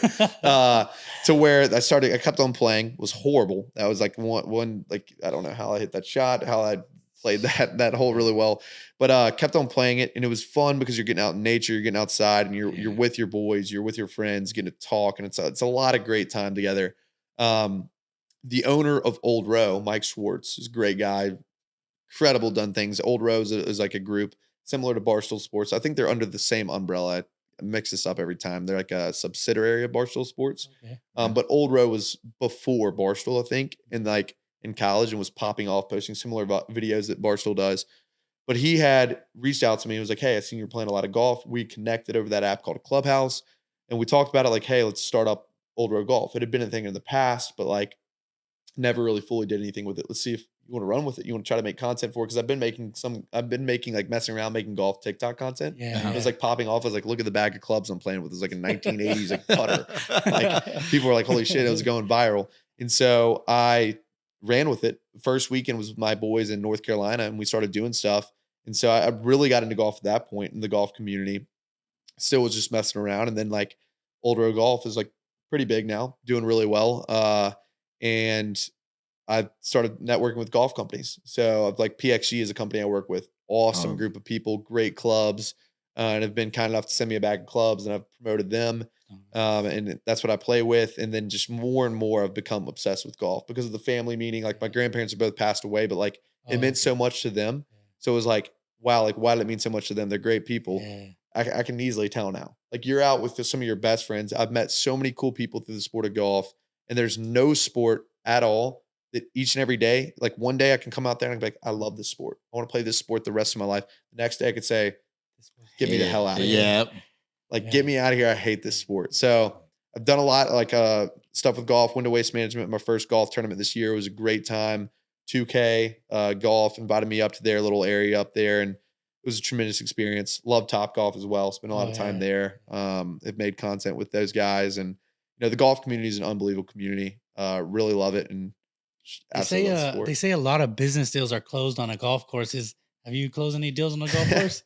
I don't know if I've necessarily like closed any deals, but have I made some great relationships on the golf course? Contacts, yes, and people that I've bought into my community, and it's a really special place. I love it for the ability that like you think about it, you're with your buddies every day. You got all these things on your mind, but it's a sport that it allows you to spend time with others while you're competing. Yeah. And like, it's not taking just a wear and tear on your body. Yeah. Like, yes, your body does, it will get beaten down from golf, but not as bad as other sports. You can play it till you're older. And it's just like being outside in nature, and it's so many things with golf correlate to life. Yeah. Like it is by far the hardest sport I've ever played. Yeah, exactly. That's exactly what I can agree 1000%. I had so many people we know that say like, no, golf's not a sport. And you get them on a course and they're like, holy shit. Because everybody just thinks, oh, you're just hitting a ball. You're just hitting a ball. But there is so much technique in that action. It's the one sport that every movement does not feel right. And it pisses me off as an athlete. I'm like, I want to get this sport. Like, how do I get this? It drives me crazy. I'm telling you, today I was about to smash every club in my bag. I just got a new bag. I'm like, telling my cousin, I'm like, if you find these in the trash can, I'm like, well, this is just sad. And then I'm like, I'm blessed. I'm out here playing golf. But golf is an unbelievable sport, and drive me crazy at times. Other times can make me the happiest person in the world. Roller coaster of emotions, but I love it. Got any opinion on the new golf league, the LIV Golf? LIV Golf. I've heard a lot of different things, and obviously because getting into the golf world now, it's fun to see these cool things. I don't know. From one side of the thing is that people are giving it backlash because supposedly it's backed by like some kind of dirty money or something. At the end of the day, it is something new. I don't really have too much of an opinion on it. I love the PGA Tour because it's traditional and it's like old school. And LIV Golf, there's some people who went to that or like whatever. At the end of the day, the coolest thing was the Masters. This puts like my mindset on it is like, I don't know if it's bad. I'm not in those deals.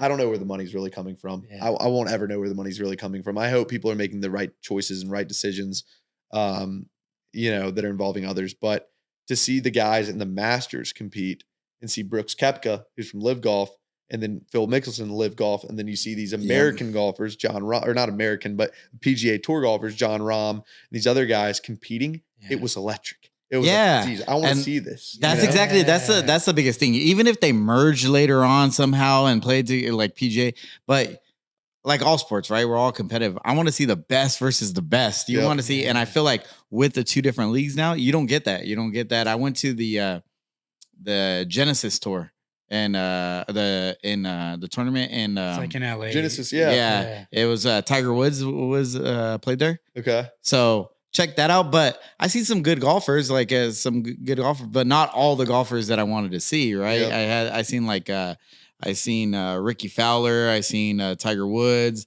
I seen Rory McIlroy.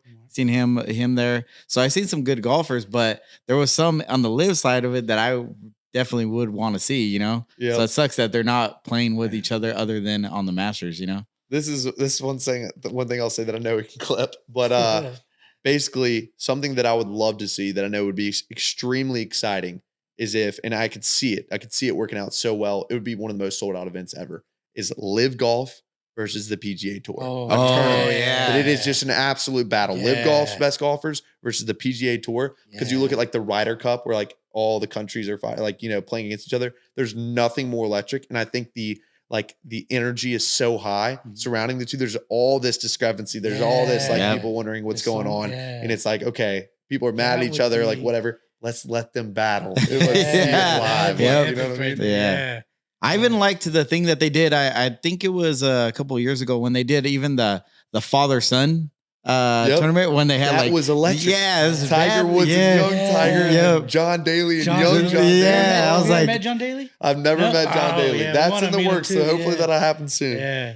Yeah, but that's like the stuff that brings the eyes to golf, right? You're like, holy shit, man! Like, so just looking at like little Tiger's son and just seeing his mannerisms and everything are like so identical to his dad. You're like, oh man, it's crazy, just how he's picking up the sport the same way. Right? It's wild. And the funniest, there's like a meme account that like makes memes that little Tiger does not say, and it's like it'll say like my dad's such like a whatever, like he can't hit it off the tee, and it's like he doesn't actually say these things. But it's hysterical, and I completely agree with you. That was one of the most electric tournaments, is seeing these guys play. It's awesome. Golf is like I said, an incredible sport. And I hope that the PGA and LIV have an ultra battle. Maybe it's leading up to it. That it would just be this ultra battle that we're all sitting there watching because we could choose a side. Yeah. And then people could see them just battling out. Hell yeah. That would be badass. Yeah. Yep. Who would y'all think would be on top? PGA or LIV? Oh man, I'm thinking LIV right now, dude. I don't know.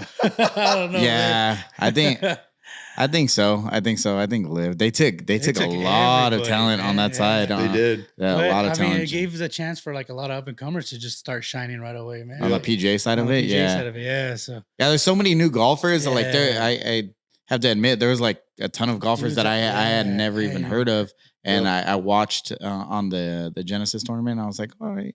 So now I follow them a little bit more. Yeah. When you look at the Masters, like you see that guy Sam Bennett.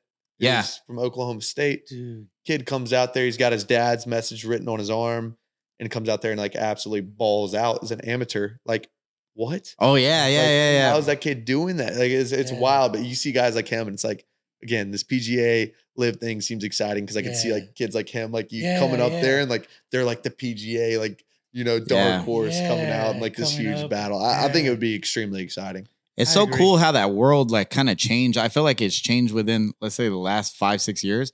It went towards like it's even like attracting the younger crowd even more. So like clothing, everything is like it's opened up, and it's gotten to, because back in the day, right, nobody was wearing like golf stuff. There's no young people wearing golf clothing or anything like that, right? Knickerbockers and stuff, right? Yeah, right. Now it's changed so much that they Travis Matthews Travis Matthews. When you look at like even this company that there's an M, so they did a deal with Top Golf or 2K called Malbon Golf.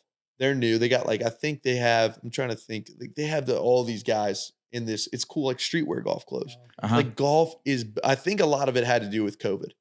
I think like there's lockdown. What do you do to be around your buddies? Like golf is one of the sports that was kind of accepted that you could play and not get other people sick. And so it was like, outdoors, and everyone wanted to be outdoors and go do that. So I think that was a massive part of it. But I don't like, golf is on the rise. Like if there was like a chart, like it was like always up here, and then it was kind of like just like steadied out, and then now it's like bang. Yeah, the cool thing about like even the golf clothing that's kind of come out, because it's like business casual, right? You can hit the office, you can play with your kids, you can go to the golf course. It's just like they're making it that way. So I think it attracts a lot more people. Like there's so many young kids. Even at when I went to the tournament over there were so many young little kids that were there and watching it. I was like, oh man, I would have never wanted to come watch this when I was a kid. I know. I'm like, why didn't I want to play this sport growing up? Like, my gosh, 1,000%. It's an unbelievable sport. Well, I mean, I think we've gone on for a little while, but real quick, unless there's anything else you want to touch on, but I want to talk about how you and Brett and you and Bob Yeah. Oh, Let's that's get definitely. know into each this. other. Yeah. Let me, So you guys, so I like to preface this, Brett hit me up and said, you want to go on this guy's podcast? Sent me y'all's page. Loved it. I never turned down. I love podcasts, by the way, but I saw y'all's page. I was like, dang, these guys are doing big things. And how the hell do y'all know Brett? How the hell do y'all know Bob? That's what I need to know. So we can get into how I met Brett or Bob or whatever. You want to touch on it? Yeah, I'll take it. So there was a sponsorship deal that Bob was looking for, like, sponsors during the Super Bowl. So we had reached out prior to, he was looking for sponsors prior to that. We reached out, never got hit back. He was like, hit up this guy, Zach, and we hit back, never got anything, right? So then we were like, all right, well, let's try again. So I just shot him a text. I was like, hey, try it again, dude. And just hit him up. So sure enough, he hits him up. Bob's like, yeah, are you guys really interested? Are you guys serious? And we're like, yeah, we're serious, man. And he's like, all right, well, he was like, I'm going to FaceTime you. So randomly, dude, he just FaceTimes us and he's like, what's up, guys? And he's just talking real fast. He's like, all right, we'll link together. He was like, doesn't give us any type of information or anything like that. He's just like, I'm running this thing with Rumble. It's going to be going down. And we'll go over ideas in a couple of days. So sure enough, we hit back, never hits us back. And then randomly again, like probably like 2 days later, he hits us up. He was like, and the one thing that I don't know how much business you've done with him or you've dealt with him, but he operates in the weirdest times of hours, right? So there would be times that he would be hitting us up like around 3-4 in the morning.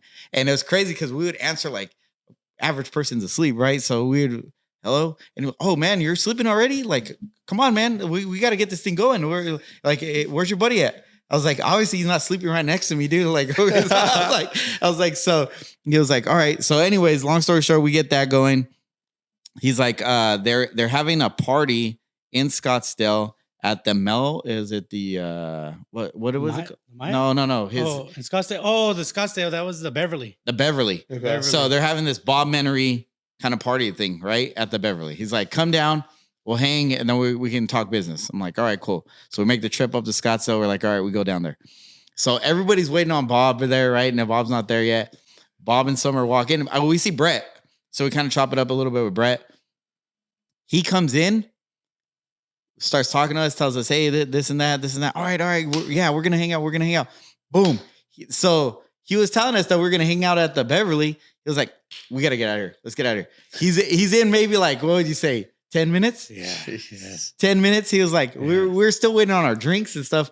Yeah. Drinks come, we get it real quick. And then he's like, let's go. Already. So we hit, what is it? Went to Scottsdale. I'm not sure what the area is called, but it's where like the Mayas, that's where all Old the parts. Yeah, Old Town. Yeah. So we hit Old Town. And like I was telling you earlier, man, it was just like kind of like a culture shock because I hadn't been to anything like that. Yeah. So with that, I'm not sure how it is like on a normal basis, but because the Super Bowl was there, yeah, I heard it was even way more wild that weekend. So when we hit it, I was like, what in the hell is this? So we go down there. He's like, hey, let's go in the club. So Brett gets us in. We go to the back, or we're like, shout out to Brett because Brett was hustling, man, to get everybody in. That's like a shock to us because we've never been like that. Like that was our first exposure to like getting in front of the lines, getting right in, getting special privilege.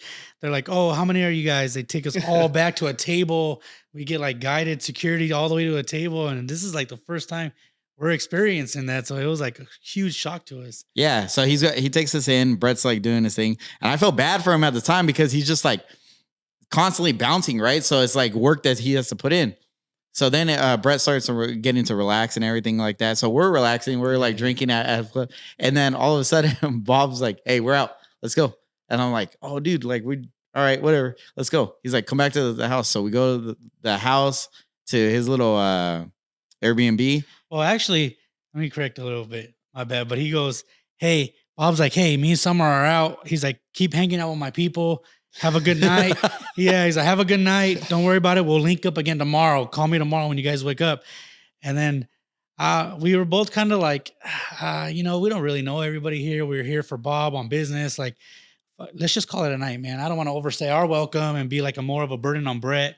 Yeah, so, that's what, because we were out there, right? So that's kind of what we felt like. I felt like it was a burden on Brett, and I was like, I'm not here to like abuse it. I didn't, to be honest with you, I didn't really go out there to party. I was like more so like on the business side of it. I was like, want to get something locked in and get it going.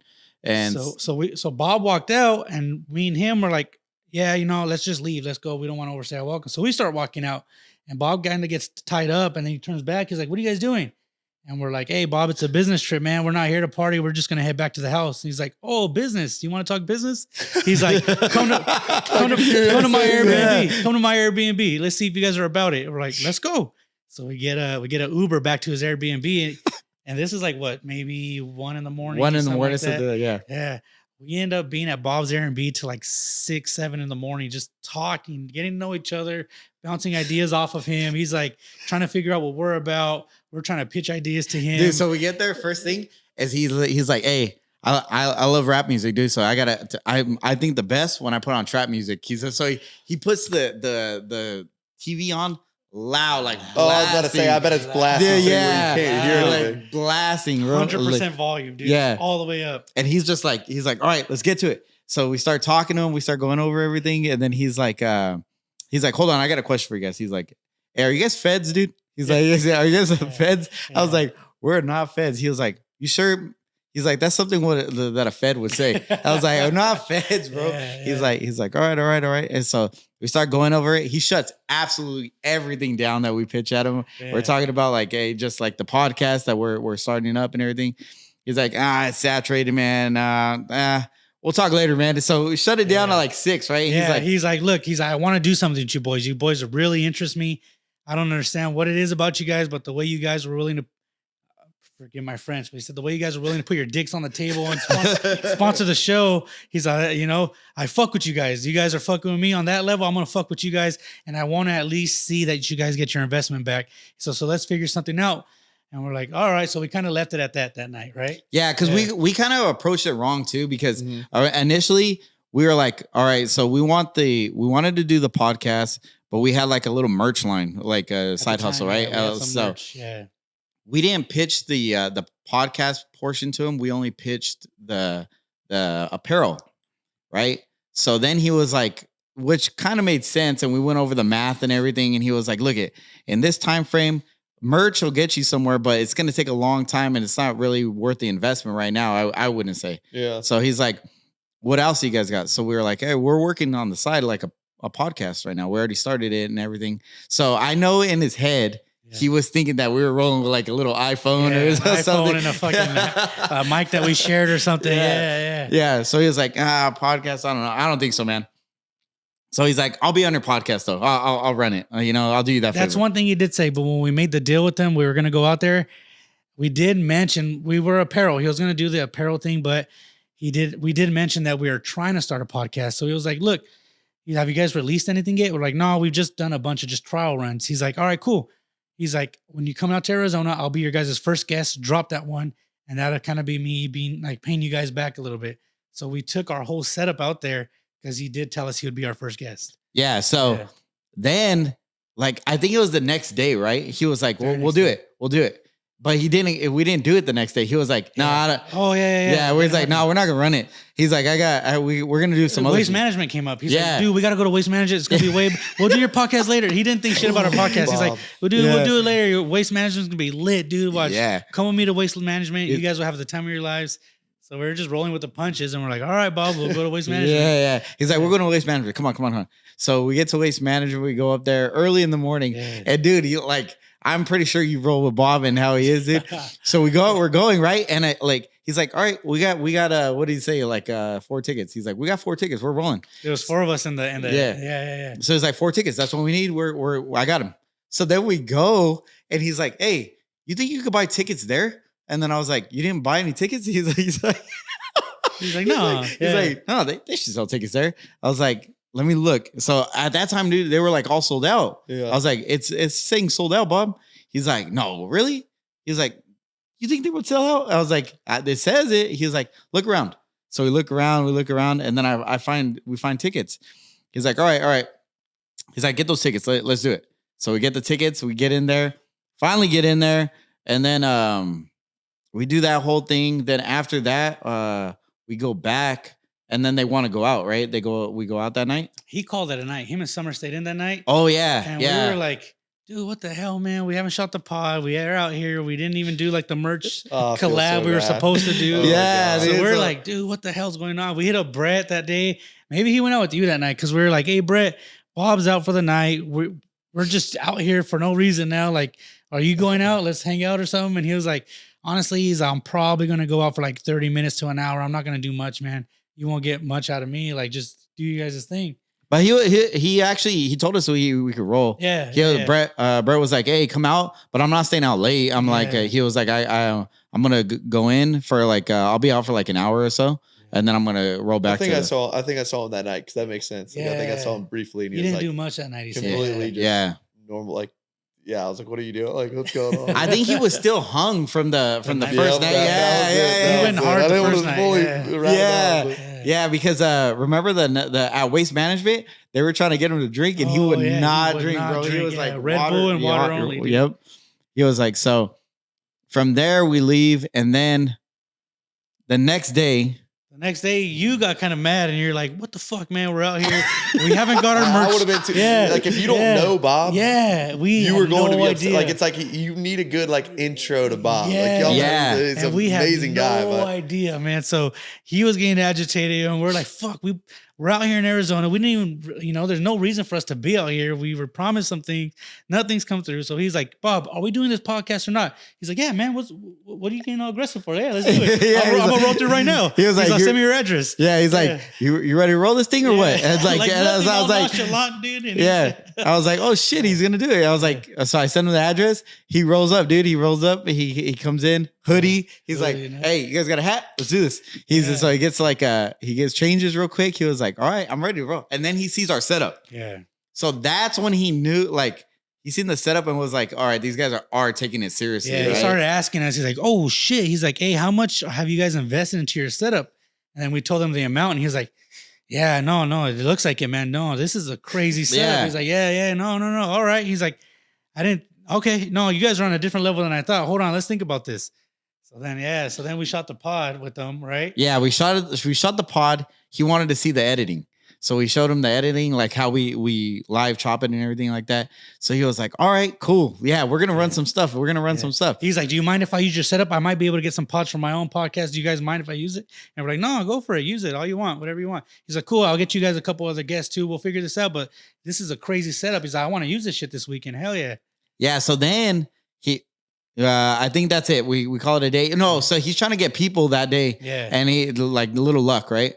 So he's like, "All right, we're gonna go out and everything." And this guy, dude, he's running like 100 miles per hour, dude. He got a guy to come into the Airbnb to cut his hair and everything. Give him a haircut there. Yeah. He was rolling. So then he was like, "All right, let's go out." So we go out. Again, I was like, we weren't out there for that, but I was like, cool. We shot the pod with Bob. Yeah. We came out here for it. And then he was like, "We're shooting the Rumble pod tomorrow." So then we're like, all right, cool. So we'll be ready. So we get ready. I'm like in the morning. We're like, oh, okay. Well, he offers us Brett too. And then we shot. Oh Brett. yeah. So then I tell him like, "Hey, will Brett get on the pod?" Yeah. And he's like, "I think Brett will do it." And then I was like, "Yeah, man." Yeah. I was like, because I wanted to know Bob more, but I was like, I'm only going to get so much out of Bob. I want to hear, like, actually, is he always like this? So then I was like, I know Brett because I seen him running around and everything. I was like, he's a hustler, dude. So I was like, I want to get him on the show. Yeah. So sure enough, Brett was like, I'll do it. Yeah. So he comes down and he sits down with us. Super chill, man. He's like super cool, like open about everything. Like he kind of checks our setup, gives us a few suggestions on mics and so forth. So he's like super cool about the business side of it, right? Yeah. So we're like, "Hey, man, we appreciate it." We go through everything. Then Bob's like, "All right, I'm out." So he takes off, dude. He's like, "Me and Summer are done for the night." So again, he's like, "Hey, I'll hit you boys up tomorrow for the whole Rumble deal. Like, just get some rest tonight. We're gonna chill tonight." So we're like, "All right, I guess tomorrow we're gonna go film the Rumble show." Yeah, so at night, what we ended up doing, and we ended up hitting Old Town, and we ended up just vlogging, like kind of like just going around and just talking with different people. We and saw a bunch. We saw like Jackson Mahomes. We saw Victor Cruz. Yeah, just a bunch of that's crazy. just a bunch of athletes, talking with athletes and stuff down there. So, anyways, the next day, we're thinking that we're going to do this Rumble thing. Then I get a random text. It was like, "Hey, you guys want AB?" And I was like, "AB, like Antonio Brown?" He's like, "Yep, you guys want AB?" He's like, I was like, "Well, yeah, if you could get him." He was like, "All right, AB is gonna be there around 10:30." I was like, "Yeah, right, full of shit, dude." I was like, "No way." He's like, 10:30. I was like, "Hey, do we still got to go do the Rumble thing?" He's like, "Nah, don't worry about the Rumble thing." He's like, "Worry about AB." Yeah. So we're like, "Wait, is he just kicking us out of the Rumble thing, dude?" Or like, there's no AB. AB's not showing up to our Airbnb in Arizona. Yeah, dude. Bro. So we're like, I was like, "Dude, this guy's about to stiff us right now, dude. I'm about to not get nothing out of this." And then like, AB is not going to roll up. So then he's like, he'll be there at 10:30. So sure enough, 10:30 comes. He's not there. I'm like, dude, he is not coming. I was like, Bob's good. Bob's good. God is good. So he's like, "Hey, he's rolling up now. Go outside and meet him." So I was like, dude, this guy is pulling a cruel joke on us. Dude. So we go out there. Sure enough, dude, like a Maybach, an SUV Maybach rolls up. Yeah. And then he rolls down the window. He was like, "What up, boys?" And then I was like, "Oh, what's up, baby?" I was like, he gets out of the car. Super chill, dude. Yeah. Super cool. Good guy. He was like, he gets out. He's like, "Hey, we're going to run this or what?" And I was like, "Yeah, let's run it. We're ready." Comes in, like two of his guys come with them. Yeah. They're all really recording. Cool. They're like, "Hey, we're gonna record our own stuff," because they're dropping. AB was like promoting or doing like his album and stuff at the time. Yeah, he was out there, I think, doing like performances and so forth. Okay. So we get him on there, dude. Like that is the first like big celebrity, right? That we had on there. We went to Arizona thinking we're gonna shoot a small little. Bob was like, "We'll do like a 15-30 minute pod." Like, so we went out there thinking we're going to shoot like a little 15-30 minute pod with Bob. Never in our wildest dreams that we think we'd have AB in a room, like 2 days later. Yeah. So we were like kind of overwhelmed, like, oh shoot, nervous, scared. Like, oh man, we got to get this right. Just I wasn't really scared of the fact that it was AB. I was just more scared that like I wanted everything to be like correct, and everything to go smoothly. That's what was the biggest thing. And I thought that Bob was gonna be in it with us to like kind of kick it off. So I was like, "Hey," he was like, "You want me there?" And I think we told him, and then he was like, "Hey, nope, can't be there." He's like, "Just roll it." I'm shooting my Rumble stuff right now, so just do it on your own. He's like, "Just roll it." He's super cool. Ask him anything you want. He's like, I was like, "All right, cool, man." So we're like, I was like, "Screw it, man. Like, what other opportunity?" Like you said, right? What other? When are you gonna get an opportunity like this? Ready, so you're So we're like, we sat down with them. Super cool, man.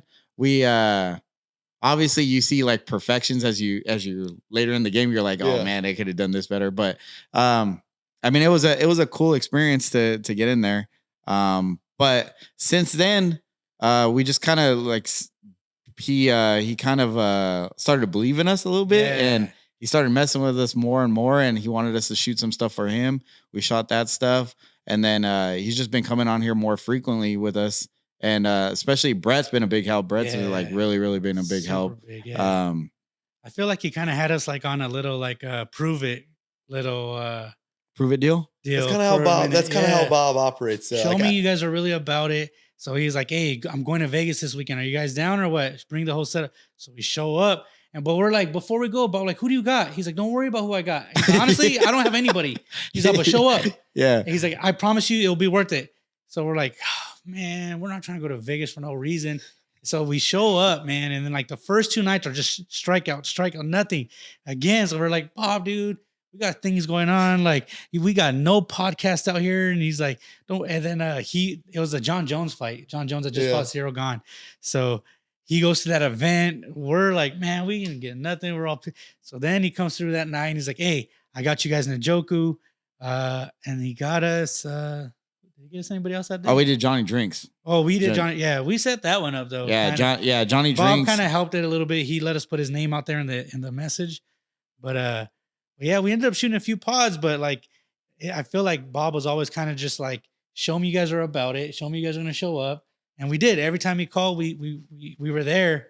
So now like it's been a lot more easier to work with him. Like he's working with us. Like, "Hey, what do we got going on, boys?" Now he's hitting us up, and it's not us chasing him. Now it's like a legit partnership, and we're building this thing together now. But it took a while to get there. Like it took a little bit of us hustling, That's how right? He is, dude. I'm telling you, Bob is an awesome. From my experience, I base things off of like human interaction. So like if I won't, there's not a lot of times where like I'll see someone and people talk about him. I'm like, I don't like that guy, or do you like him? Like, no, I want to meet him and figure out myself. And Bob's one of those guys. Like first time we interacted, all over the place. Was calling like the Saudi Arabian prince or something in Dubai. I don't know what was going on. I was like, what is this guy doing? Bob, like he's calling so-and-so. He's talking to like, the guy Shark Tank, Mark Cuban. He's texting all these people. He's like, he's going through. I'm like, what is this guy doing?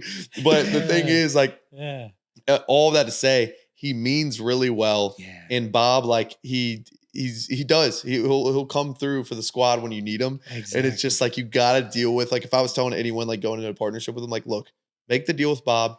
It might not make sense. You might be like, this has no rhyme or reason. Make the deal with the guy. He will come to it. I took him to the Super Bowl with Raising Cane's, and I was like, hey, like, love, you could post a story, whatever. Bob comes out there. It's like, does a whole thing. He's like, Raising Cane's, best chicken dinner, like saying all this stuff. He's meeting everybody in the box, everything like that. Like he always comes through. And that time, like the Super Bowl experience I had with Bob reminded me a lot of y'all's situation, because I didn't hear from Bob all week. I was like, Brett, is he coming to the Super Bowl or not? I told him he was coming with me to the Super Bowl. It's the goddamn Super Bowl. We get this guy out here, and he's texting me and stuff. What do you know? He shows up. We meet at the Beverly Hills Hotel. Like it was crazy. He walks in. He sees, like, we're walking out here, like, Bob. I'm like, who the hell is calling Bob over here? It's Shaq sitting at the table. He's like, Bob, I want to see you, buddy. He's like, come talk to Bob. And we go meet him. Whatever. We're at the hotel. Bob like is getting all like, how he is all over the place. He's like, Mac, I gotta go. I'll meet you at the game. I'm like, oh God, there's no way he's coming to the game now. Like, there's no way. We're taking a charter police escort to the game. There's no way he's going to make it to the game at the same time. What do you know? I show up to the box. Bob Menery is the first person I see in the box. I'm like, this guy comes through. So it's like it might not always seem like he's got a lot of stuff going on. You never know what the guy's doing, but he always comes through. And I just think it's cool to hear y'all's story with Bob, because it's very similar to like the first times I met Bob. It's you got to invest in him. You got to let him know that like you're a real deal. Like you want to do work with him. Like you're his friend. Like that's how it is. And I respect it. Although like, look, I'm surprised some people can put up with it, but I mean, it worked out. Like he's a really good guy. He's been really good to me. He's communicated with me a lot of the times, helped me through things. And then talk about Brett. Like it's crazy that y'all met Brett, and Brett was the one who set this podcast up, because I was telling y'all before this, I met Brett on his first week of the job with Bob. He was in Nashville. The guy was working. He was like this young, like, just grinder, like, what can I do to help you, man? Like when I was talking to Bob, like me and Bob are hanging out at the bars, and Bob's like, whatever. And Brett's like, can I go get you drinks? And I'm like, look, you don't need to. And Bob's like, yeah, I'm firing this kid. Like this is I'm like, dude, I told Bob, I said, Bob, look, I tell you one thing, the guy believes in you, and the kid, he's a great person. Brett's a good dude and a good guy. And that's what's important to me, is if someone's just a good person and looking out for others. What do you know? Bob, he doesn't fire him that weekend. I see Brett back with Bob multiple times. And then I see Brett, like y'all saw him in Scottsdale. I see Brett in Scottsdale. And I saw him in Miami. Brett is a great guy. Love that Bob hired him. Love that Bob is stuck with Brett, and that Brett, more importantly, is stuck with Bob. That's the first thing that I thought when I was there in Scottsdale. I was like, all right, so I've been with this guy for like 2 days, going on 3 days. I was like, and I'm already stressed the fuck out with this guy. I was like, imagine how much patience this guy, Brett, has to have with them. And he's just like rolling with the punches, dude. He's like all over the place, but he's there, right? Like Brett's just getting it done. Like he's showing up, and he does. He puts up with, like, Bob's got good sides, he's got bad sides. He puts up with all the bad sides, puts up with the good sides, and he does his job really well. And he's been able to find a way to like learn from Bob and also make his own path. I think it's cool, because I've seen Brett like kind of become, he's obviously works with Bob, but he's become more and more independent as it's gone on, and he's done really well. And Bob's helped him out with a lot of connections and a lot of people. And like, I love both the guys, but it's just hysterical how it all worked out. And I think Brett's prepared for any relationship that comes his way. He can put up with anything. It was crazy. Like we had a conversation with Bob the other night. We were talking about it, and he was showing us like how many people he's like actually messed with that have came up and actually built their own thing strictly with just working with him. Yeah. So you can tell that those people like actually learn something right from that business, because regardless of like how chaotic he is or like working with them, a lot of people mess with him, man. Yeah. A lot of people. They do. Yeah, a lot of people like him. He has a lot. Because at the end of the day, he says what he means. And it's like, that, like we're talking about the chaotic, like Bob is chaotic. It is not a hidden secret. He's chaotic. Yeah. He's all over the place. He'll admit that too. He'll admit it. He's reckless. He's like, you never know what he's going to do. One day he's this kind of Bob. The other day he's this Bob. You don't know but you know you're going to get a Bob. You're just going to get Bob. And it's like, at the end of the day, like, I can't speak for what all happened, especially with the like whole Nelk situation. Oh, yeah, I don't know those guys. I don't know what was going on, but I do know for myself, like, I can see where there's maybe some things that Bob did wrong that went a little bit off. But like at the end of the day, like he's just speaking about how he feels. And that's one of the things I told him in person. It was like, Bob, like, I want to be honest. Like, I think it's really cool that if he's going through relationship problems, if he's going through problems with work, whatever it is, however he feels, he's transparently, literally putting out the Bob Menery you see in person. Dude. He's putting out on the screen. Yeah. That is one of the most, that's why I really applaud him for that, because like, you do not see anybody, myself included. Like, I'm not going to put my full, like, if I lost a family member, I'm not going to be like, I'm not going to put my sadness like out all the time on social media. Yeah. If I'm going through like a hard breakup or like talking to a girl and it's stressful, I'm not going to put that out there. Like, I don't want people knowing that stuff, but Bob Menery puts it all out there and it's relatable. People can relate to him. So it's funny how you guys met him. I think that story cracks me up how you guys met him too. And like the whole situation, I can see your frustration. I can feel your frustration like more than you know. But at the end all be all, it's awesome it's worked out for you guys. And then it's awesome that, we've been able to connect and do this as well. Hell yeah. No, 100%. Brad and Bob, great guys in my book. I'll stand by those guys any day of the week. Did you ever hang out with Bob and them when they were with Nelk? Yes, I did actually. So I went with, there was a time Bob came down relatively recently, like last year. They were down here shooting something with like Luke Combs, I believe, the country singer. Yeah. And Bob was doing something with the Metacard holders, which I think in that situation, from what Bob told me and what I saw, he was the Nelk boys did this Metacard, which is like an NFT you buy into. There's a Discord. He talked to the guys. Bob was doing a crap ton for that. Yeah. I don't know how much percentages. I don't know all those details, but I just know that Bob was doing his job. He was carrying his load on that part of it because he invited these guys out to meet us. We all met these guys for lunch, like these Metacard holders. Yeah. Bob was so cool with each and every one of them. Was getting their contacts, telling them this and that, taking them places, buying their food, buying their drinks, was even betting with one kid. He was flipping a coin for like $1,000 coin flips. I was like, Brett, what is going on? Like, how do you deal with this 24/7?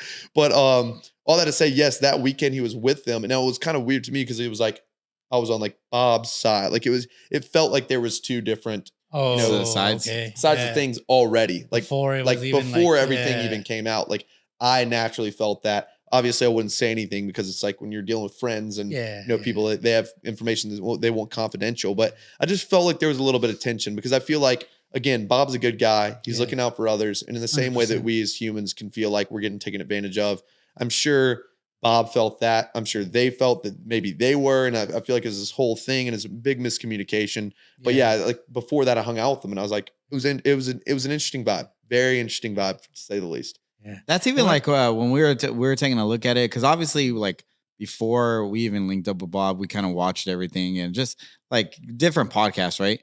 So I remember like on the later episodes, you can kind of tell there's a little bit of it didn't gel as well as in the first episodes, and there was like you could tell there was a little bit of tension there, on the later episodes. So it's kind of coming to like a.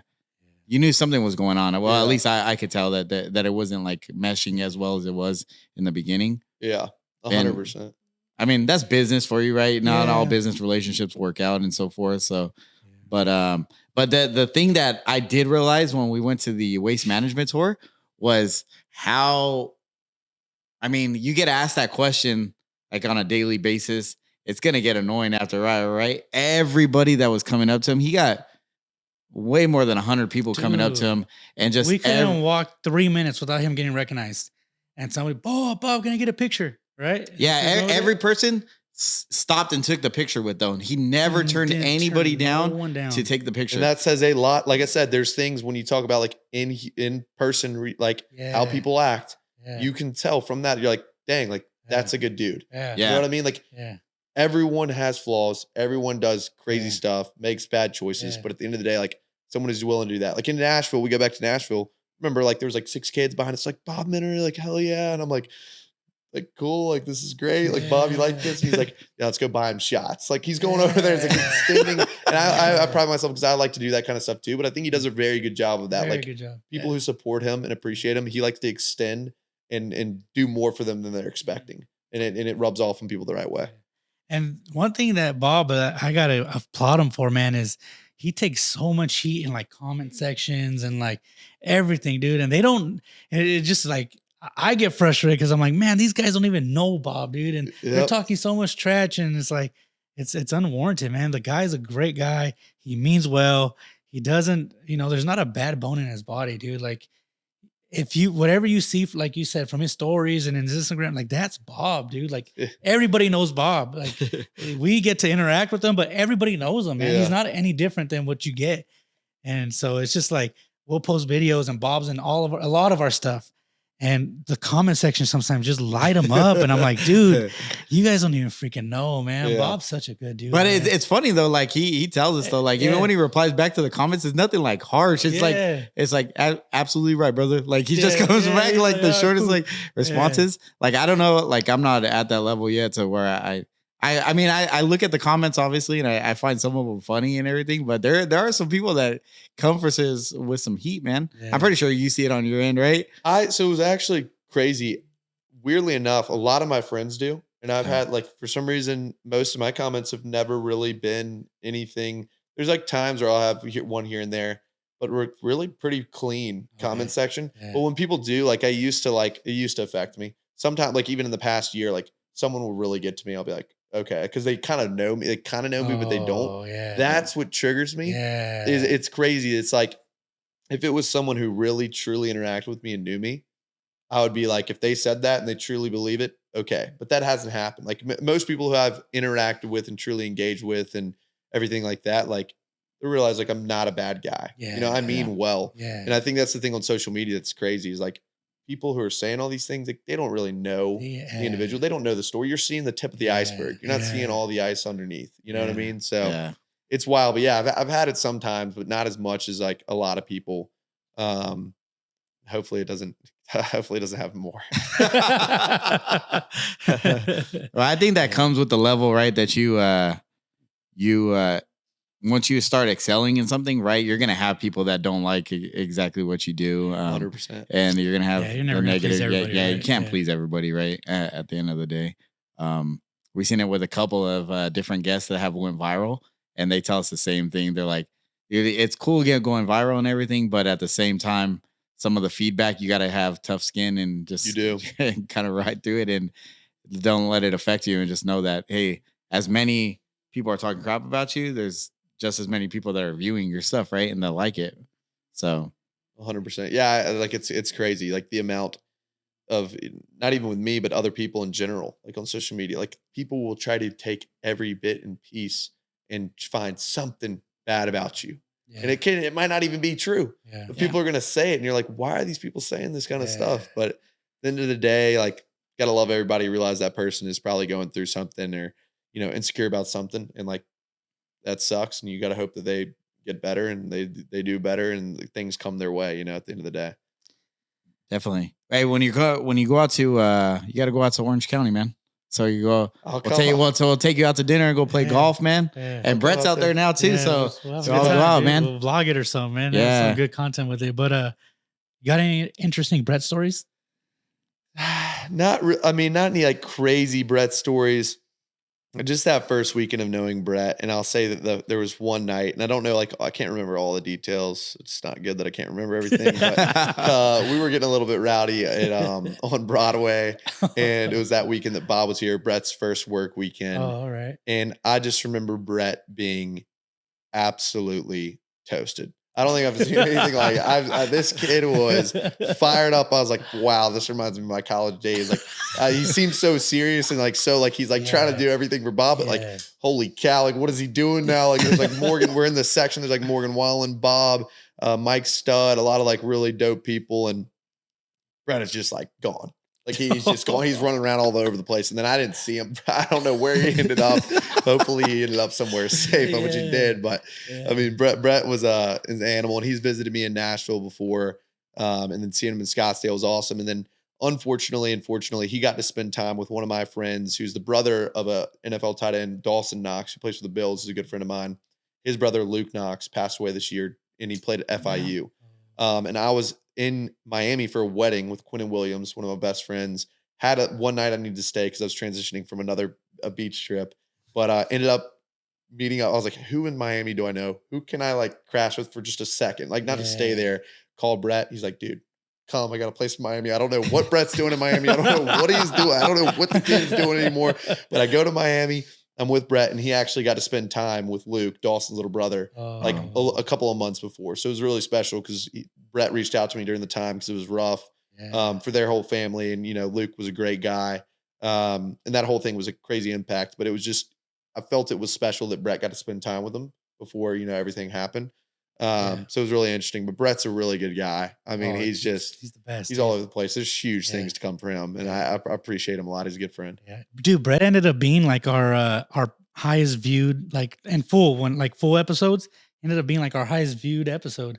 We get like a lot. Our shorts take off, but and in terms of like just the episodes views, he was like our highest one, dude. A lot of people like him, right? I wonder how many people he sent that to. Yeah, right. Trying to bump the number. He had to do something. There's something behind that. Yeah. No, hey, so how do you guys feel, Mac? Because you guys obviously were with Morgan Wallen, like in his early stages. Now to seeing where he is now, it's nuts, right? Were you around him during like that little cancel period he went through? I saw him shortly after that. Okay. I'm not. Brett knows Morgan pretty well. I think I don't know Morgan very well. I've met him in person a couple of times. I was at that table with him that night. I'm friends with some of his buddies, but during that cancel period or whatever, I had seen him a little bit shortly after. The whole situation I think is wild. I think that, it's crazy. Like how things look, everyone messes up. Everyone makes mistakes. Doesn't mean it's okay. Doesn't mean it's right. But to see him go from like one level of country music to a whole nother level of country music is pretty unbelievable. Dude. He's changing the culture of country music. Changed it completely. He's popping off. I love his songs. I'm actually going to see him perform this weekend in Oxford, Mississippi. But yeah, it's pretty unbelievable. And people say what they want. I don't like to get all wrapped up into everything. But his music's good. That's his music is phenomenal, dude. Yeah, it's what initially got me into country music. I never really listened to it, and then I started hearing his music. Whiskey Glasses, I think, was like the first, and then I started listening to that whole album, dude. That whole album, and I was like, dude, it's a great album. It got me into whiskey. It got me into country music. It changed my life. I'm about to grow a mullet pretty soon, dude. But yeah, just seeing because he did go through that cancel period, and everybody was like, oh, he's not gonna come back, and then he came back and back on top, man. He did. It's really crazy. Like the thing you can say is like an outside of the perspective, not putting too much opinion on all of it. Like guy handled it. He went on and boomed and proved a lot of people wrong. It's pretty wild. And then his, we're talking about good singing and stuff. Really, I guess a dark horse in the whole thing is I don't know if dark horse is the wrong word, but a random thing was his sister, Ashlyn, who's good friends with me and Brett, had a birthday party and she sung karaoke. And I'll tell you what, I think she was on his last album. Okay. Unbelievable. People don't know about her. His little sister, Morgan's little sister is special. She'll be up there sometime soon too. I think. How young is she? Is she pretty young? She's in her 20s. Okay. Yep. And she's like I said, I think she'll crush it. People don't know about her yet. She's a hidden gem, but she I heard her sing at her birthday and I was like, holy shit. It runs in the family. They got singers left and right. So that's a pretty cool thing that most people I don't think know as well. Yeah. No, that's awesome, dude. Yeah. Sometimes families just have that gene, right? Just a family full of talent, dude. Yeah. But no, man. You got anything else you want to plug? Any businesses you're doing? Nothing? We kind of I appreciate you guys having me on. It's been a lot of fun. I've really enjoyed it. And I think y'all are going to only go up from here. Wish y'all the best of success. And I'm happy that I was a guest on the show before it gets too big for me. No, I appreciate it, man. We'll definitely have you back, man. We definitely, like we always talk is always remember the people that actually gave us a shot and everything in the, and let's say we're still here and at the same level, but but anybody that give us a shot, I definitely appreciate it because definitely it's a struggle, man. It's not a struggle, it's a grind. It's a grind, and anybody that's willing to come on here and give us the opportunity. Yeah. Really well, appreciate people it. don't realize, and what I kind of tripped out on, what we realized with I don't know if you've seen, but we had Bobby Green on, the UFC fighter, Bobby Green.